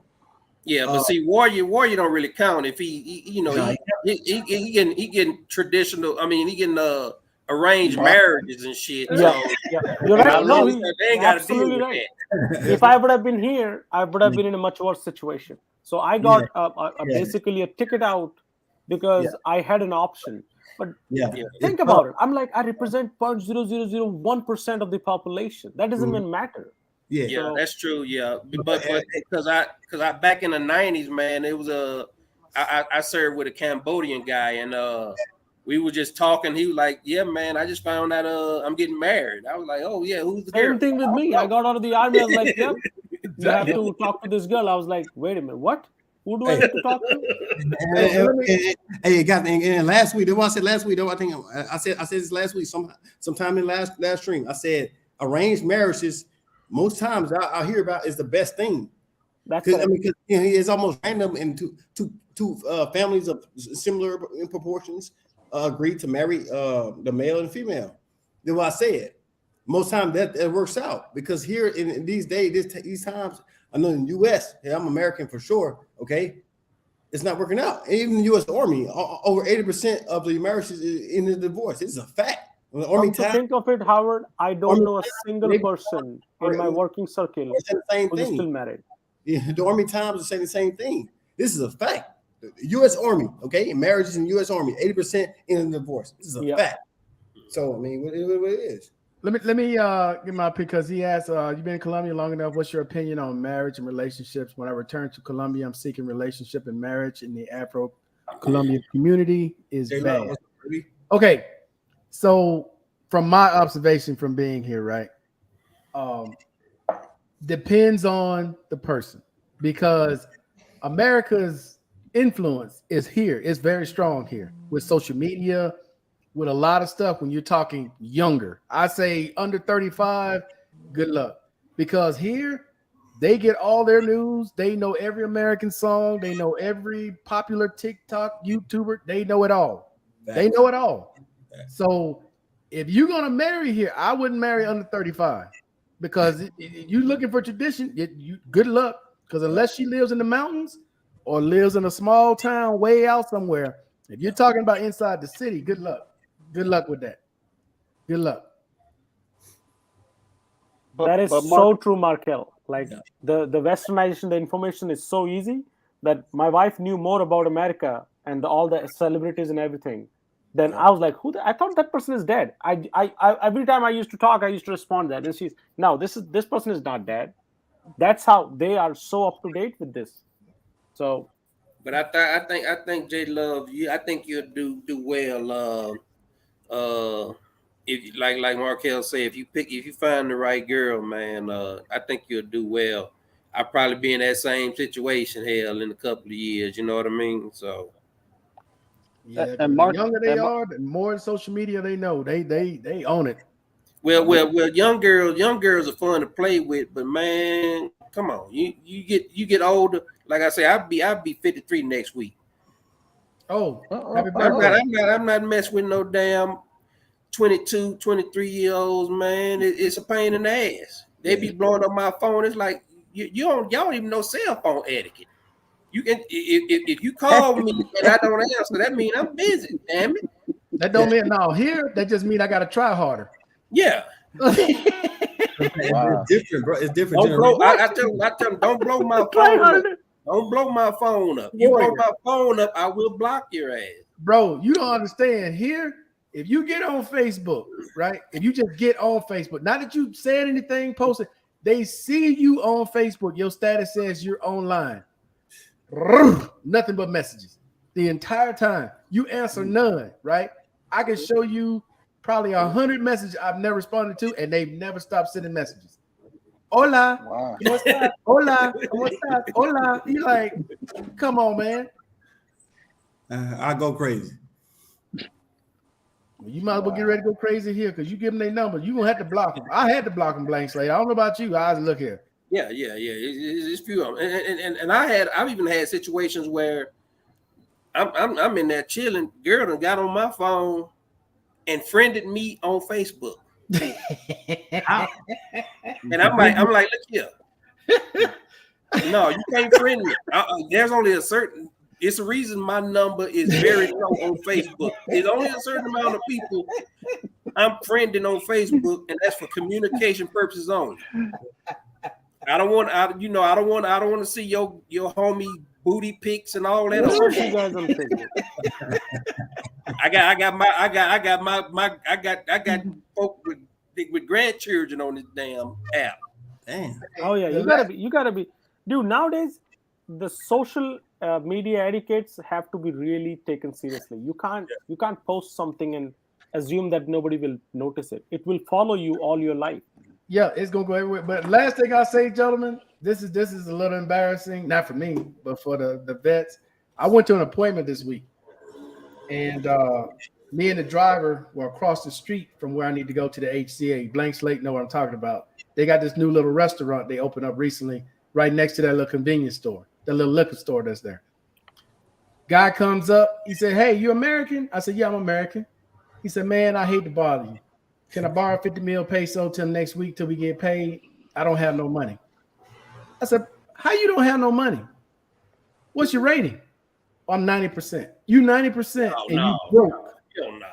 I said, "No, dog, I can't lend you no money. No. You mean Especially give not me 50 money. mil. He was asking $50 You million. saying give you money. You ain't saying borrow money because give you money. I'm never gonna see you again." Yeah. Right. Yeah, exactly. Yeah. But I just want y'all to know, goddamn. man, that there are people here like this. And I try to tell y'all, man, there are guys here that are flat broke every month in this country. And they tell people they living like a king. And I ain't never seen a king broke. And Marquette here too, and DR here too. I'm gonna get asking for questions like, bro, last month asking for like money or whatever. I just come on, man, it's crazy, man. Markel, can you send my Facebook link only to people who are in this chat and the guys who dropped off? Don't put it on the chat because then it'll show up to YouTube. Send you what? Your Facebook? Yeah, I just sent. I'm not able to find you guys on Facebook, so I'm easily to find on Facebook, but I log in like once every 6 months. I got two different Facebook things. I got one that's just for making money. Then I got one that's just for the family. I want the one that is not related to business or travel. I want a simple one, like where because I don't have so many friends and I don't add anybody that easily. You have to be like a person who I know, otherwise I won't add. Right. Yeah. You can put You can put my name in there. No, you go to the private chat, Mr. Miles. Mr. Miles. You can go to the private chat. He put his link right there to his Facebook page. Yeah. Okay. No, I'm not gonna put it out there. Well, shit, War. You know how many damn people would be? That's what I'm saying. I'll be like in trouble. So I realized it afterwards. So I was like, wait a minute, did I just put it out there? Bro, do you know how many people would be in your ass? Crazy. But that's the shame part, gentlemen. I just wanted to put that out there, man. It's like, you got to have your life together, man. You're going to live overseas. You got to have your life together. You out here walking around broke, begging till next week. And what good that going to do you? Because 2 weeks later, you're going to be broke again. Yeah. You got to have that. You're right, man. You got to have that steady stream of income, man. If you ain't got your money right, man, don't do this. Because you're not only embarrassing yourself, you're embarrassing your country. Yeah. Because there's expectations for Americans, man. People don't realize it. When we come here, we are expected to do well. We ain't expected to be in the barrios living what they are, and they looking at you like, what the hell you doing here? They don't seem to understand that. In India, you are respected just because you're American. Yeah. You gain extra. So I sit in the group of people who are like much better than me. Everybody will get up. Damn, he's American. That's it. Everybody will get up and then they'll sit down. Like, okay, wait a minute. What? That's crazy. Really, I'm not kidding. That they just being an American comes with responsibility. We should take it seriously. But yeah. Well, Barry would know in the Caribbean how you treated Barry. You treated the same way you did when you left? No. They ask you if you're from outside. And once you say you're from outside, they look at you differently. Because there's an expectation. Yeah. Well, they not just asking Barry that just out of shits and giggles. I mean, the man worked for Boeing, for crying out loud. You know, you probably riding into town in a damn chariot. Yeah, but Barry is doing real good to be in the Caribbean. I'm low key, dude. Yeah. Hey, he's smart. He's smart. Yeah, sometimes when I go there, a lot of people don't even know I was there. Yeah, he's smart. They heard I was there when I'm gone. Yeah. See, that's the best way to be. That's the way I am. That's the best way to be. And it depends what you're traveling for. For me, I visit my family. I don't broadcast anything. I just show up there, talk, take care of the business, and just leave. That's it. There's no point of telling people in advance. It's not good for me. I've noticed it. And plus, I've been told from my job as well, like, hey, you should not be telling this and that. So. Yeah, exactly. And Barry, been in the Caribbean. Barry, is smart though. Didn't definitely do that. Like low profile, and Caribbean definitely going back. Yeah, that's smart, bro. For real.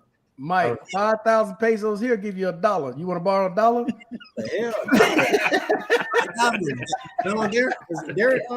Oh, really? Michael, is that the exchange rate? God damn, man. Yeah. I loan you 5,000 pesos, love and freedom. You give me 10,000 back. That ain't for $1 here. What is the shape of these economies then? If it is that much of a difference? Yeah, he's right. It's the peso's nice out here. It's nice. It's bad. Boy, it's down. I mean, the dollar. I'm talking about the economy. So the economy is a reflection. So your currency is created based on like it's not 100% true, but it's. I'm going down. What? Warrior, I think it's Warrior. Markel is still high though here. It's about the same though. I'm gonna tell you, this is the best time to buy property. No, it was close to 5. It was 49 something. Yeah, it's the best time to buy property, man, because it's real nice out here. Yeah, 48 high. That's high. I think it's time you get out of Nova and travel out of Nova. I'm telling you, don't go to India. Go somewhere else. Travel and invest. Warrior, travel and invest, bro, in property, in land. Well, land. You're traveling and invest in land, bro. Wow. So the problem is that I think it's once the kid reaches like 3 years, then we can do that. Right now, it's kind of like it's not easy to travel with the kid. That is one kind of a problem with that. But hey, love and freedom, damn, got an end at the end though. Just so you know.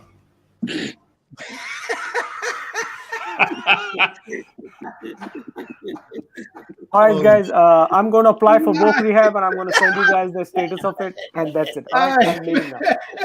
All right, Markel. Thank you, guys. Love you guys, man. Look, man. Good luck, bro. Love you more, bro. Hey, dude. All right, Warrior. I emailed that lady that Urban deals with, and she hasn't responded to my doggone email yet. Same with me. I haven't gotten anything back from her as well. I reached out to her as well. Yeah, she's probably not there anymore. Hey, Barry, my number's in the private chat, the WhatsApp. Yeah, I got it already. I got it as well. Yeah, thank you. Okay. Mr. Miles, you get it? You on WhatsApp yet? Man, I gotta. Oh, you know what, Mr. Miles? It don't even matter. You got an iPhone. You can just hit me up on FaceTime or iMessage. So this is iPhone? Okay, that's even better. Okay. Yeah, it don't even matter. If you got an iPhone, it doesn't even matter. Yeah. Y'all know Mr. Miles is laying on the ground right now. He falling around now. I thought he was reconning. You look real dangerous there for a minute. No, he's waiting for those petite feet to come and walk on his back. Mr. Miles, are you having like back pain right now or something? 5,000. Just a little. I gotta take. It's time for me to take some more pain, man. Yeah. In Mexico? Oh, yeah. He talking about Mexican pesos. Yeah. Okay. Yeah, 5,000 here get you $1. Yeah. You get 80. Yeah, there. Yeah. It's a yeah. Well, Mike, either way, we don't have it. Yeah. We gotta give him the Cedric Entertainer response. And I ain't got it, man. I ain't got it. Look, and I'm saying it as a yardie.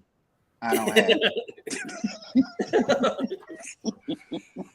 No, you're saying it wrong. In the DR. You're saying it wrong. Guys. Good night, guys. If you gotta come like a yardie, you're saying it wrong, man. Hey, Markel, 5,000 right now. 5,000 in the DR is about like 100, around $100, a little less than $100. You know what I'm saying? About Hey, I'll tell you this, Love and Freedom. You let me hold the keys to that whip, I give you 5,000. Let me hold the keys to that whip. Yeah. Talking about that Beamer. Oh, yeah. No, that damn Corvette. Oh. A white Corvette. No, Howard, about $89. Oh yeah, let's go again. The U.S. dollar getting a bit strong now. The U.S. dollar getting strong then. You know what I'm saying? Because it was like a while ago, about 5,000 DR pesos, Dominican pesos. Republic pesos about $1,000. You know, I mean $100 a while back. So now about $89. So the U.S. dollar is getting strong on the DR right now. So it's J Love, I was thinking about it. I don't think I'm gonna do Bogota though. Yeah, I don't think I'm gonna do Bogota. Hey, Markel, for you, man, you go to the country, man, outskirts, country, just chill for like a couple months, man. You know, so see what you want to do. It'd be cool, man. You know what I mean? You're in the best damn location, Markel, in Medellin. Bogota too damn cold, man. Yeah, but there's other spots though, man. There's other spots that I want to go check out, like Bucaramanga, Paeta. Necocles. That's a whole bunch of other spots I want to go check out. Yeah, outskirts. Yeah. But what Howard is saying though, I actually considered getting this finca that was available and just moving all these women in that finca and just be out there. Well, I'm gonna tell you, man. Now is the time. If you gonna do anything, this is a time. Like you say, it damn near 5 to 1. I be looking at marketplace, man. It's some. No, I went out to deals out there, man. I went out to Rio Negro to look at this house in the gated community based on that price, but they adjusted the price. They adjusted the price according to the dollar. So no. Yeah, they're gonna do that. They obviously they're gonna do that. But what you do, you go in there and you tell them, okay, this is what you want, this is what I'm gonna give you. And you might, you know, they might do it. You know what I mean? Yeah, they might, but I ain't in no rush, man. I'm really not ready for no home ownership right now, to be quite honest with you. Yeah, freedom, man. Howard knocking them itches back. Silver, baby. Oh, that Patron is a beast. That's a liberty risk right there. Hey, I appreciate everybody coming on. Hey, Barry, of course. Mr. Miles. Hey, before y'all go, I got Howard's prediction. Yeah. Colorado, what's going to be their record? I want to get it early. I'm going to make sure I say this video. Coach Colorado Buffalo, Deion Sanders. Now, Howard said they ain't going to lose no more than 3 games. Hell no. I say they're going to win at least 6 to go to a bowl game. What you say, Mr. Miles? 6 and 7.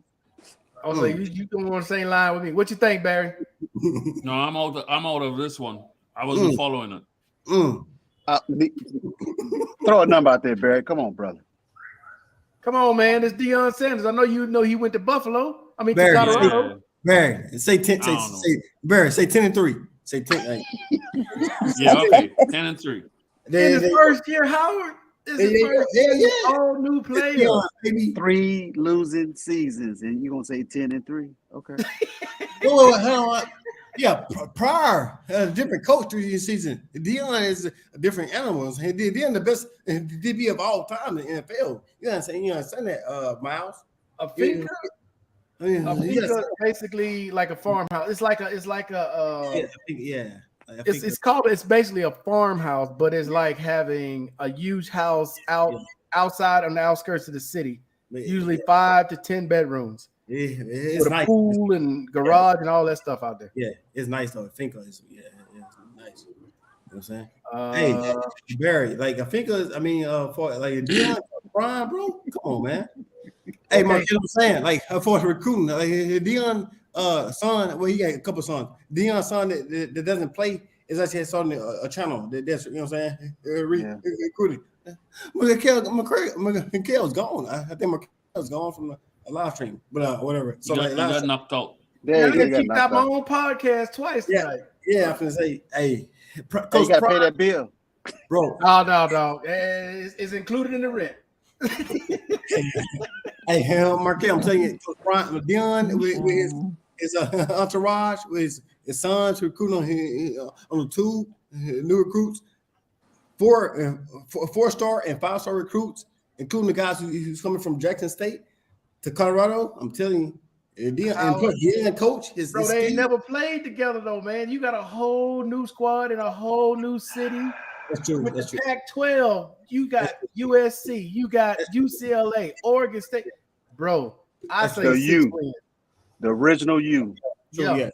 It's Blank slate. Let me get your guess real quick before we get up out of here. That's ain't for me. 6 wins. 5 wins. I never bet against Prime. I'm gonna give him 6. Yeah. 6 wins. See, he got 6 too. Yeah. You know what I'm saying? 4 or 5 wins. You know what I'm saying? A lot losses. I'm saying 4 or 5. Now, Mike said 13-3. Yeah, Freedom is alumni. Love and Freedom is Jackson State University alumni. Love and Freedom is loyal, man. He's a Jackson State University alumni, man. Coach, y'all got a lot of confidence. I like Prime. I think he's gonna do well, but I don't think he's gonna do that well this first year. Prime is the best defensive player in the NFL of all time. I feel him and Charles Wilson. Deion Sanders, Charles Wilson, like how was saying, man, he gonna bring talent in. Yeah. It's like basic training, man. You can have all the talent in the world. They ain't never been together. What the hell they gonna do? You sit them out there in the world, what they gonna do? They get mowed down. Exactly. Well, most of the talent that he gonna bring in is gonna be them coaches. So you got different line coaches, stuff like that. Yeah. Everybody on the same page. That's true. Wow. You probably win 4 and steal 2. You know what I mean? Oh, the game was that good? How 5.9 seconds left on the Boston 76. Boston lost. Mark, I told you on text, bro. Yeah. Hey, for NBA right now, early in the season just started. NBA, the Celtics will win the championship this year. The Celtics. I agree. He's going to. I got my first choice. My first choice is the Celtics. Bro. My second choice is Phoenix. But Tatum is a beast. Tatum's a beast. Have y'all forgot about Golden State and Phoenix? No. They don't exist. Man. The East. They don't exist. Tatum is an animal, man. They were animal last year. What happened? Nah, they got tamed. But look, but see, here's the thing though. Last year. The thing though about Boston, they got the same squad pretty much. Yeah, they've been playing together and they've been winning big with that same squad. Eventually, they're gonna figure it out. That's regular season. When the lights get bright and that pressure comes, them boys couldn't even hold the ball. They were just giving it away to Golden State. We don't want it. Well, Golden State, water all over the floor. Yeah, you're right about that. That was they shit the bed on that one. That was awful. But them young boys learned a lot from that though. Right now, Boston. Jason Tatum he's sick, man. Hey, as far as they go in the East, I said they got to run through Philly. It's going to come down to Philly and Boston in the last two in the East. It's like but you know what I say? Philly's not going to be wrong for young boys. $55 is a record. Jason Tatum scored $55 a game. It's a record of all time. The All-Star game, 55 points. Yeah, all time. Yeah, Jason Tatum is a beast, man. He's sick. What that boy? What? 20 That's all I'm gonna say. All I'm gonna say. Golden State, Steph Curry. That's all I'm gonna say. Hey, did you see Klay Thompson last night, Barry? Yeah. No, I was at work. 12 for 19, 42 points on 19 shots. Well, that's what I'm about to tell you. We might well go put that jersey on and start shooting. Hell, they gonna be all right, man. That's all right. That's all right. I'm not a bandwagonist. He said that's all right. Yeah, but Celtic. Yeah, exactly. T-Mix, Boston. I'm telling you, Markel, these guys are consistent. They're consistent also. Okay, Howard. I'm gonna take your word for it, man. It's just like it was with the Super Bowl. I'm gonna take your word for it. No, bro. I said cheers. Cheers to the shit. That was dirty. That was dirty. All right. Y'all got T-Mix with a bottle. Oh, damn. I know. I got this in April. April last year. Damn, I T know, Mix, because you I you about don't to drink. you I and didn't your know dogs drink till about to I was get in the over. military. So while I was in the military, I've been done for 20 years. Somebody was drinking this one day, some 1738. Oh shit! And Damn. next thing you know, it was smooth. But my voice is gone today. So I said, I'm gonna drink. Y'all good company. I appreciate y'all. Because y'all had me Likewise. have a little I drunk a shot in representation, fellowshipping with y'all tonight. I said maybe it helped my throat too, because my voice is gone. Yeah. Hey, T-Mix. So Drink 2 shots. Drink 2 shots. drink one for T-Mix, you. are you, Okay. T-Mix, are you in the 804 703? The 757. 757. All right. Yeah. Oh yeah. You down by the beach? Yes. As a Alright. matter of fact, I've been trying to do like Markel, put some videos out there on the beach. So Oh, yeah? I gotta get this steady hand and figure it out. Yeah. I still got my my 804 number. Oh, okay. Yeah, you're in Richmond, right?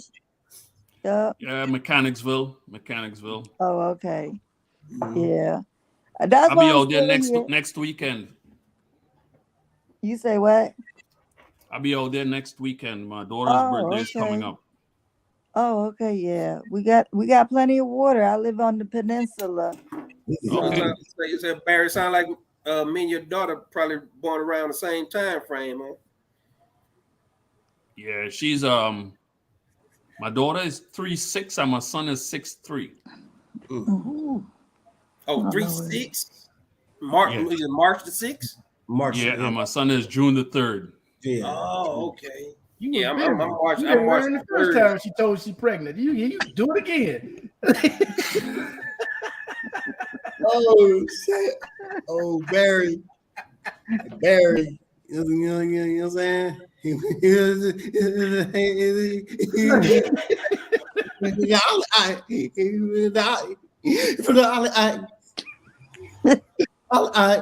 Island boy, you know what I'm saying? Go from the islands, man. Barry from the islands, man. Barry know what it is, man. Yeah, he do. For real. It ain't no 6 or 3 shooting now. It's just zeros. Barry is an island boy, man. Real. Oh yeah, I'm gonna get that. I got that procedure coming up next month. They called me yesterday. What procedure? To set up an appointment. Snip. Oh hell no!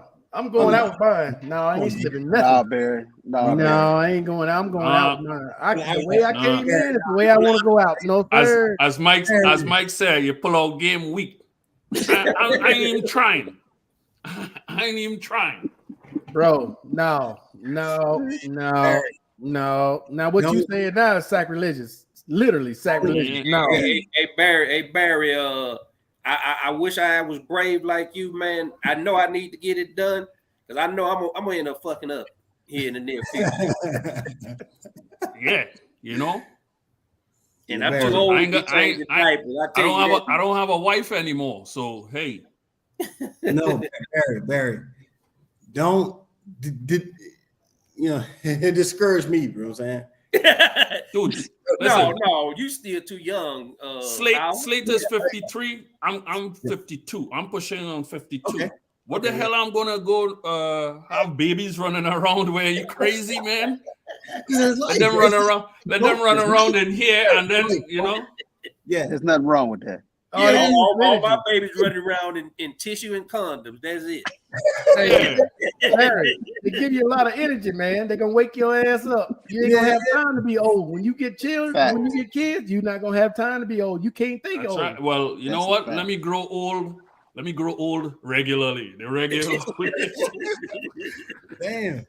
I'm not getting nothing snipped, bro. You on your own. Yeah, that's all right. That's all right to each his own. But shit, like I said, my wife ain't here no more. So you get that pull-out game. You want to put a condom on, leave it in there. Come on, pull-out game. Even with a condom, the pull-out game weak, dude. So you talking personally about you. You can't talk about everybody else. Oh shit. This is crazy. Hey, the motion in the ocean, Markel. The motion in the ocean, boy. Motion in the ocean. Man, Yeah. you better learn how to lay there and let somebody else ride the wave because I'm not getting all that. You better learn to let them ride the wave, baby. Look, you're not gonna kill me. No, I'm not gonna be up there sweating like a damn mule now, dude. You better Yeah, get your you're right nice about that, part of the Mark. bed, get relaxed, Yeah. let them do their thing, then take your ass to sleep. You're right about that, Marquette, because they don't want my big ass with my bad shoulder on top of nobody. Hey. If I collapse like a building. That's when you hit up some north south. You know, hit up some north south. Look, man, face south. No, dude, you got to learn different ways, Barry. You get older, man, you get more wiser. Yeah, I know different ways, but that's why I say you do a ass up, face down, north south. No, I don't know nobody ass in my face. No. Oh, you say ass no, it's up, not in your. You say ass It's not in your face, Markel. I know what you're saying, but no, your face is down, but ass up in your face. No. I'm good. I don't want that ass up in my face. No. No, I'm good. Yeah. It ain't too many places that got bidets and shit out here in Colombia. No, I'm good. I am good. No, I'm good. Yeah. But you know, I get on that crown, I get a little freaky. You know, I might need a little ass in my face. With the crown and the scotch. Yeah, you pull-out go. game get even slower. It's in slow motion now. Hey, Barry, when I get on that scotch, I lock myself in the house. I don't let nobody in. That scotch bad news. That's tequila too. Yeah, oh no, man, that Patron, that's a Liberty Wrist right there. Y'all talking about alcohol. I'm talking about VA pills. That shit had you jacked up, man. Them damn pills in the VA or them pills I take here. Yeah. Exactly. Listen, You know, I'm gonna tell you, the pills are good, but man, I had that muscle soreness the next day. No, I ain't talking about them kind of pills. I don't mess with those. No. What type of pill you talking about? I'm talking about just regular VA pills. It's a pill pills in German from VA get you hard as a motherfucker. I ain't gonna lie. For me, I'm young. Right, I don't need them. I thank the Lord every day. I don't need them. And for health, for like head health and just normal VA, give me hard as a motherfucker. Dog. Why, bro? Viagra keeps you sharp? Huh? You said Viagra keeps you sharp? No, I'm just pills in general from VA. The pills are from. Oh! I'm about to say, damn, how? What the hell? What kind of pills you got? No. Yeah, you ain't taking no Viagra, and you ain't gonna be like taking a test or nothing. But I guarantee you that.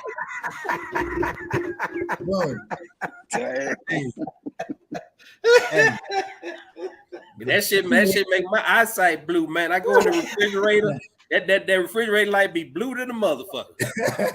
Hey, I can't fuck with it, man. I'm glad I don't have to fuck with it, man. I'm appreciative because I've heard too many horror stories. Motherfuckers taking them pills, popping them like candy. Next thing let me tell you, Markel, you got about 2-3 more years of praying. Your ass gonna need some pills. No. I wish that on nobody, man. I don't. He's get you some of that soursop. You said it's soursop fruit. Yeah, that's good, man. Yeah, that soursop fruit. That's just the truth. Yeah. Mike said eat some watermelon. With seeds. Nah, to hell with that.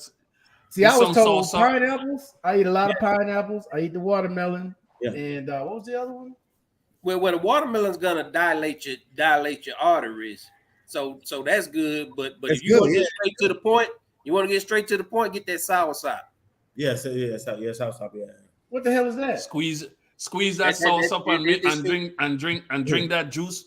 Yeah. Hey, Markel. It's just like a fruit. It's like fruit, like it's a white. They sell it here in Colombia. They sell it.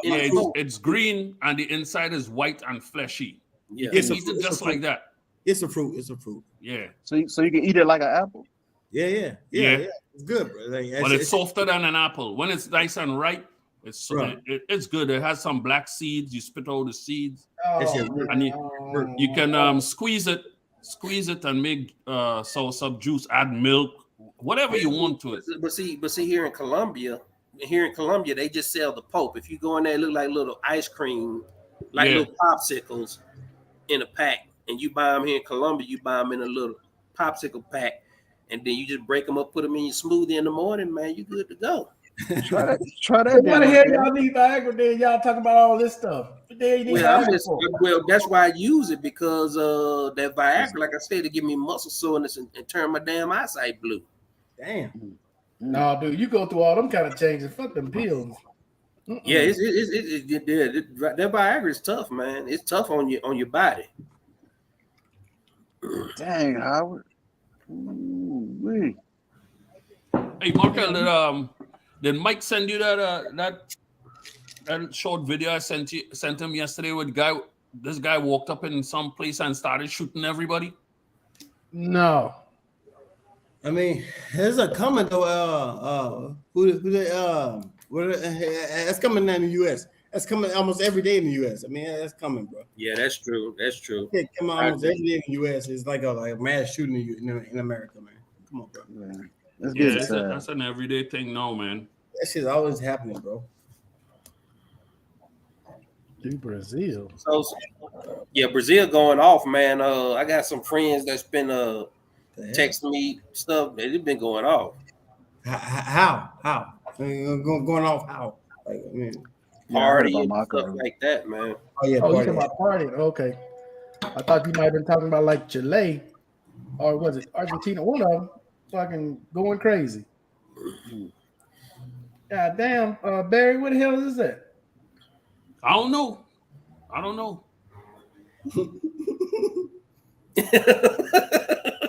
Oh, he actually shooting them. Yeah. Hey, Cap, he gave me Kel. Is a fight in DR. I mean, it's a fight in DR. Like last week, I see a fight in the DR. I mean, the DR, the DR central is a DR. It's like in the mountains. They were fighting doing something like celebration. They were fighting and shit. They started fighting. Oh yeah, I saw that. Yeah, did you send me that? Yeah. That was like a Mardi Gras or some kind of celebration. Yeah, like I said, yeah. No, they just break out fighting. I'm like, what the? Motherfuckers fighting like in the whole shit. That shit was crazy as hell, man. Bro, this right here is nuts. This motherfucker just walk in and just randomly shoot people. Yep. Oh, they together. You notice that, Barry? Huh? The two guys together. Yeah. One had the shotgun and the other one had a pistol. All right, man. I'm gonna tune on out. I can't be listening to this shit. Y'all talking about crazy right there. Yeah, I got it, Mike. Yeah, that's fucking. I got to tune out of this. Hey, well, man, I'll tell you guys next week, man. All right, that goes on here and social media. Yeah, you can't watch none of it because they send me shit there all the time. It's like. Hey, Markel, thanks for all that info on that SSDI stuff. I'll let y'all know probably next week. Good luck to you, bro, and I want that first 1,000 you get. That first 1,000 going on the Chicas. All right, but that's the best thing for you though, man, because you losing money every year, every month. You just losing money. Yeah. Hey, y'all take care, man. All right, man. We out. Appreciate you coming on. Everybody on. I got everybody's thing for Dion. We gonna see if Howard's 13-3 or Mike's 13-3. Barry, you said what? 10-3? Yeah. Okay. I got Mr. Miles 6-7. That's what I think it's gonna be too. All right, gentlemen. All right. Have a good week, man. Be safe. Enjoy the rest of y'all night. Thank you.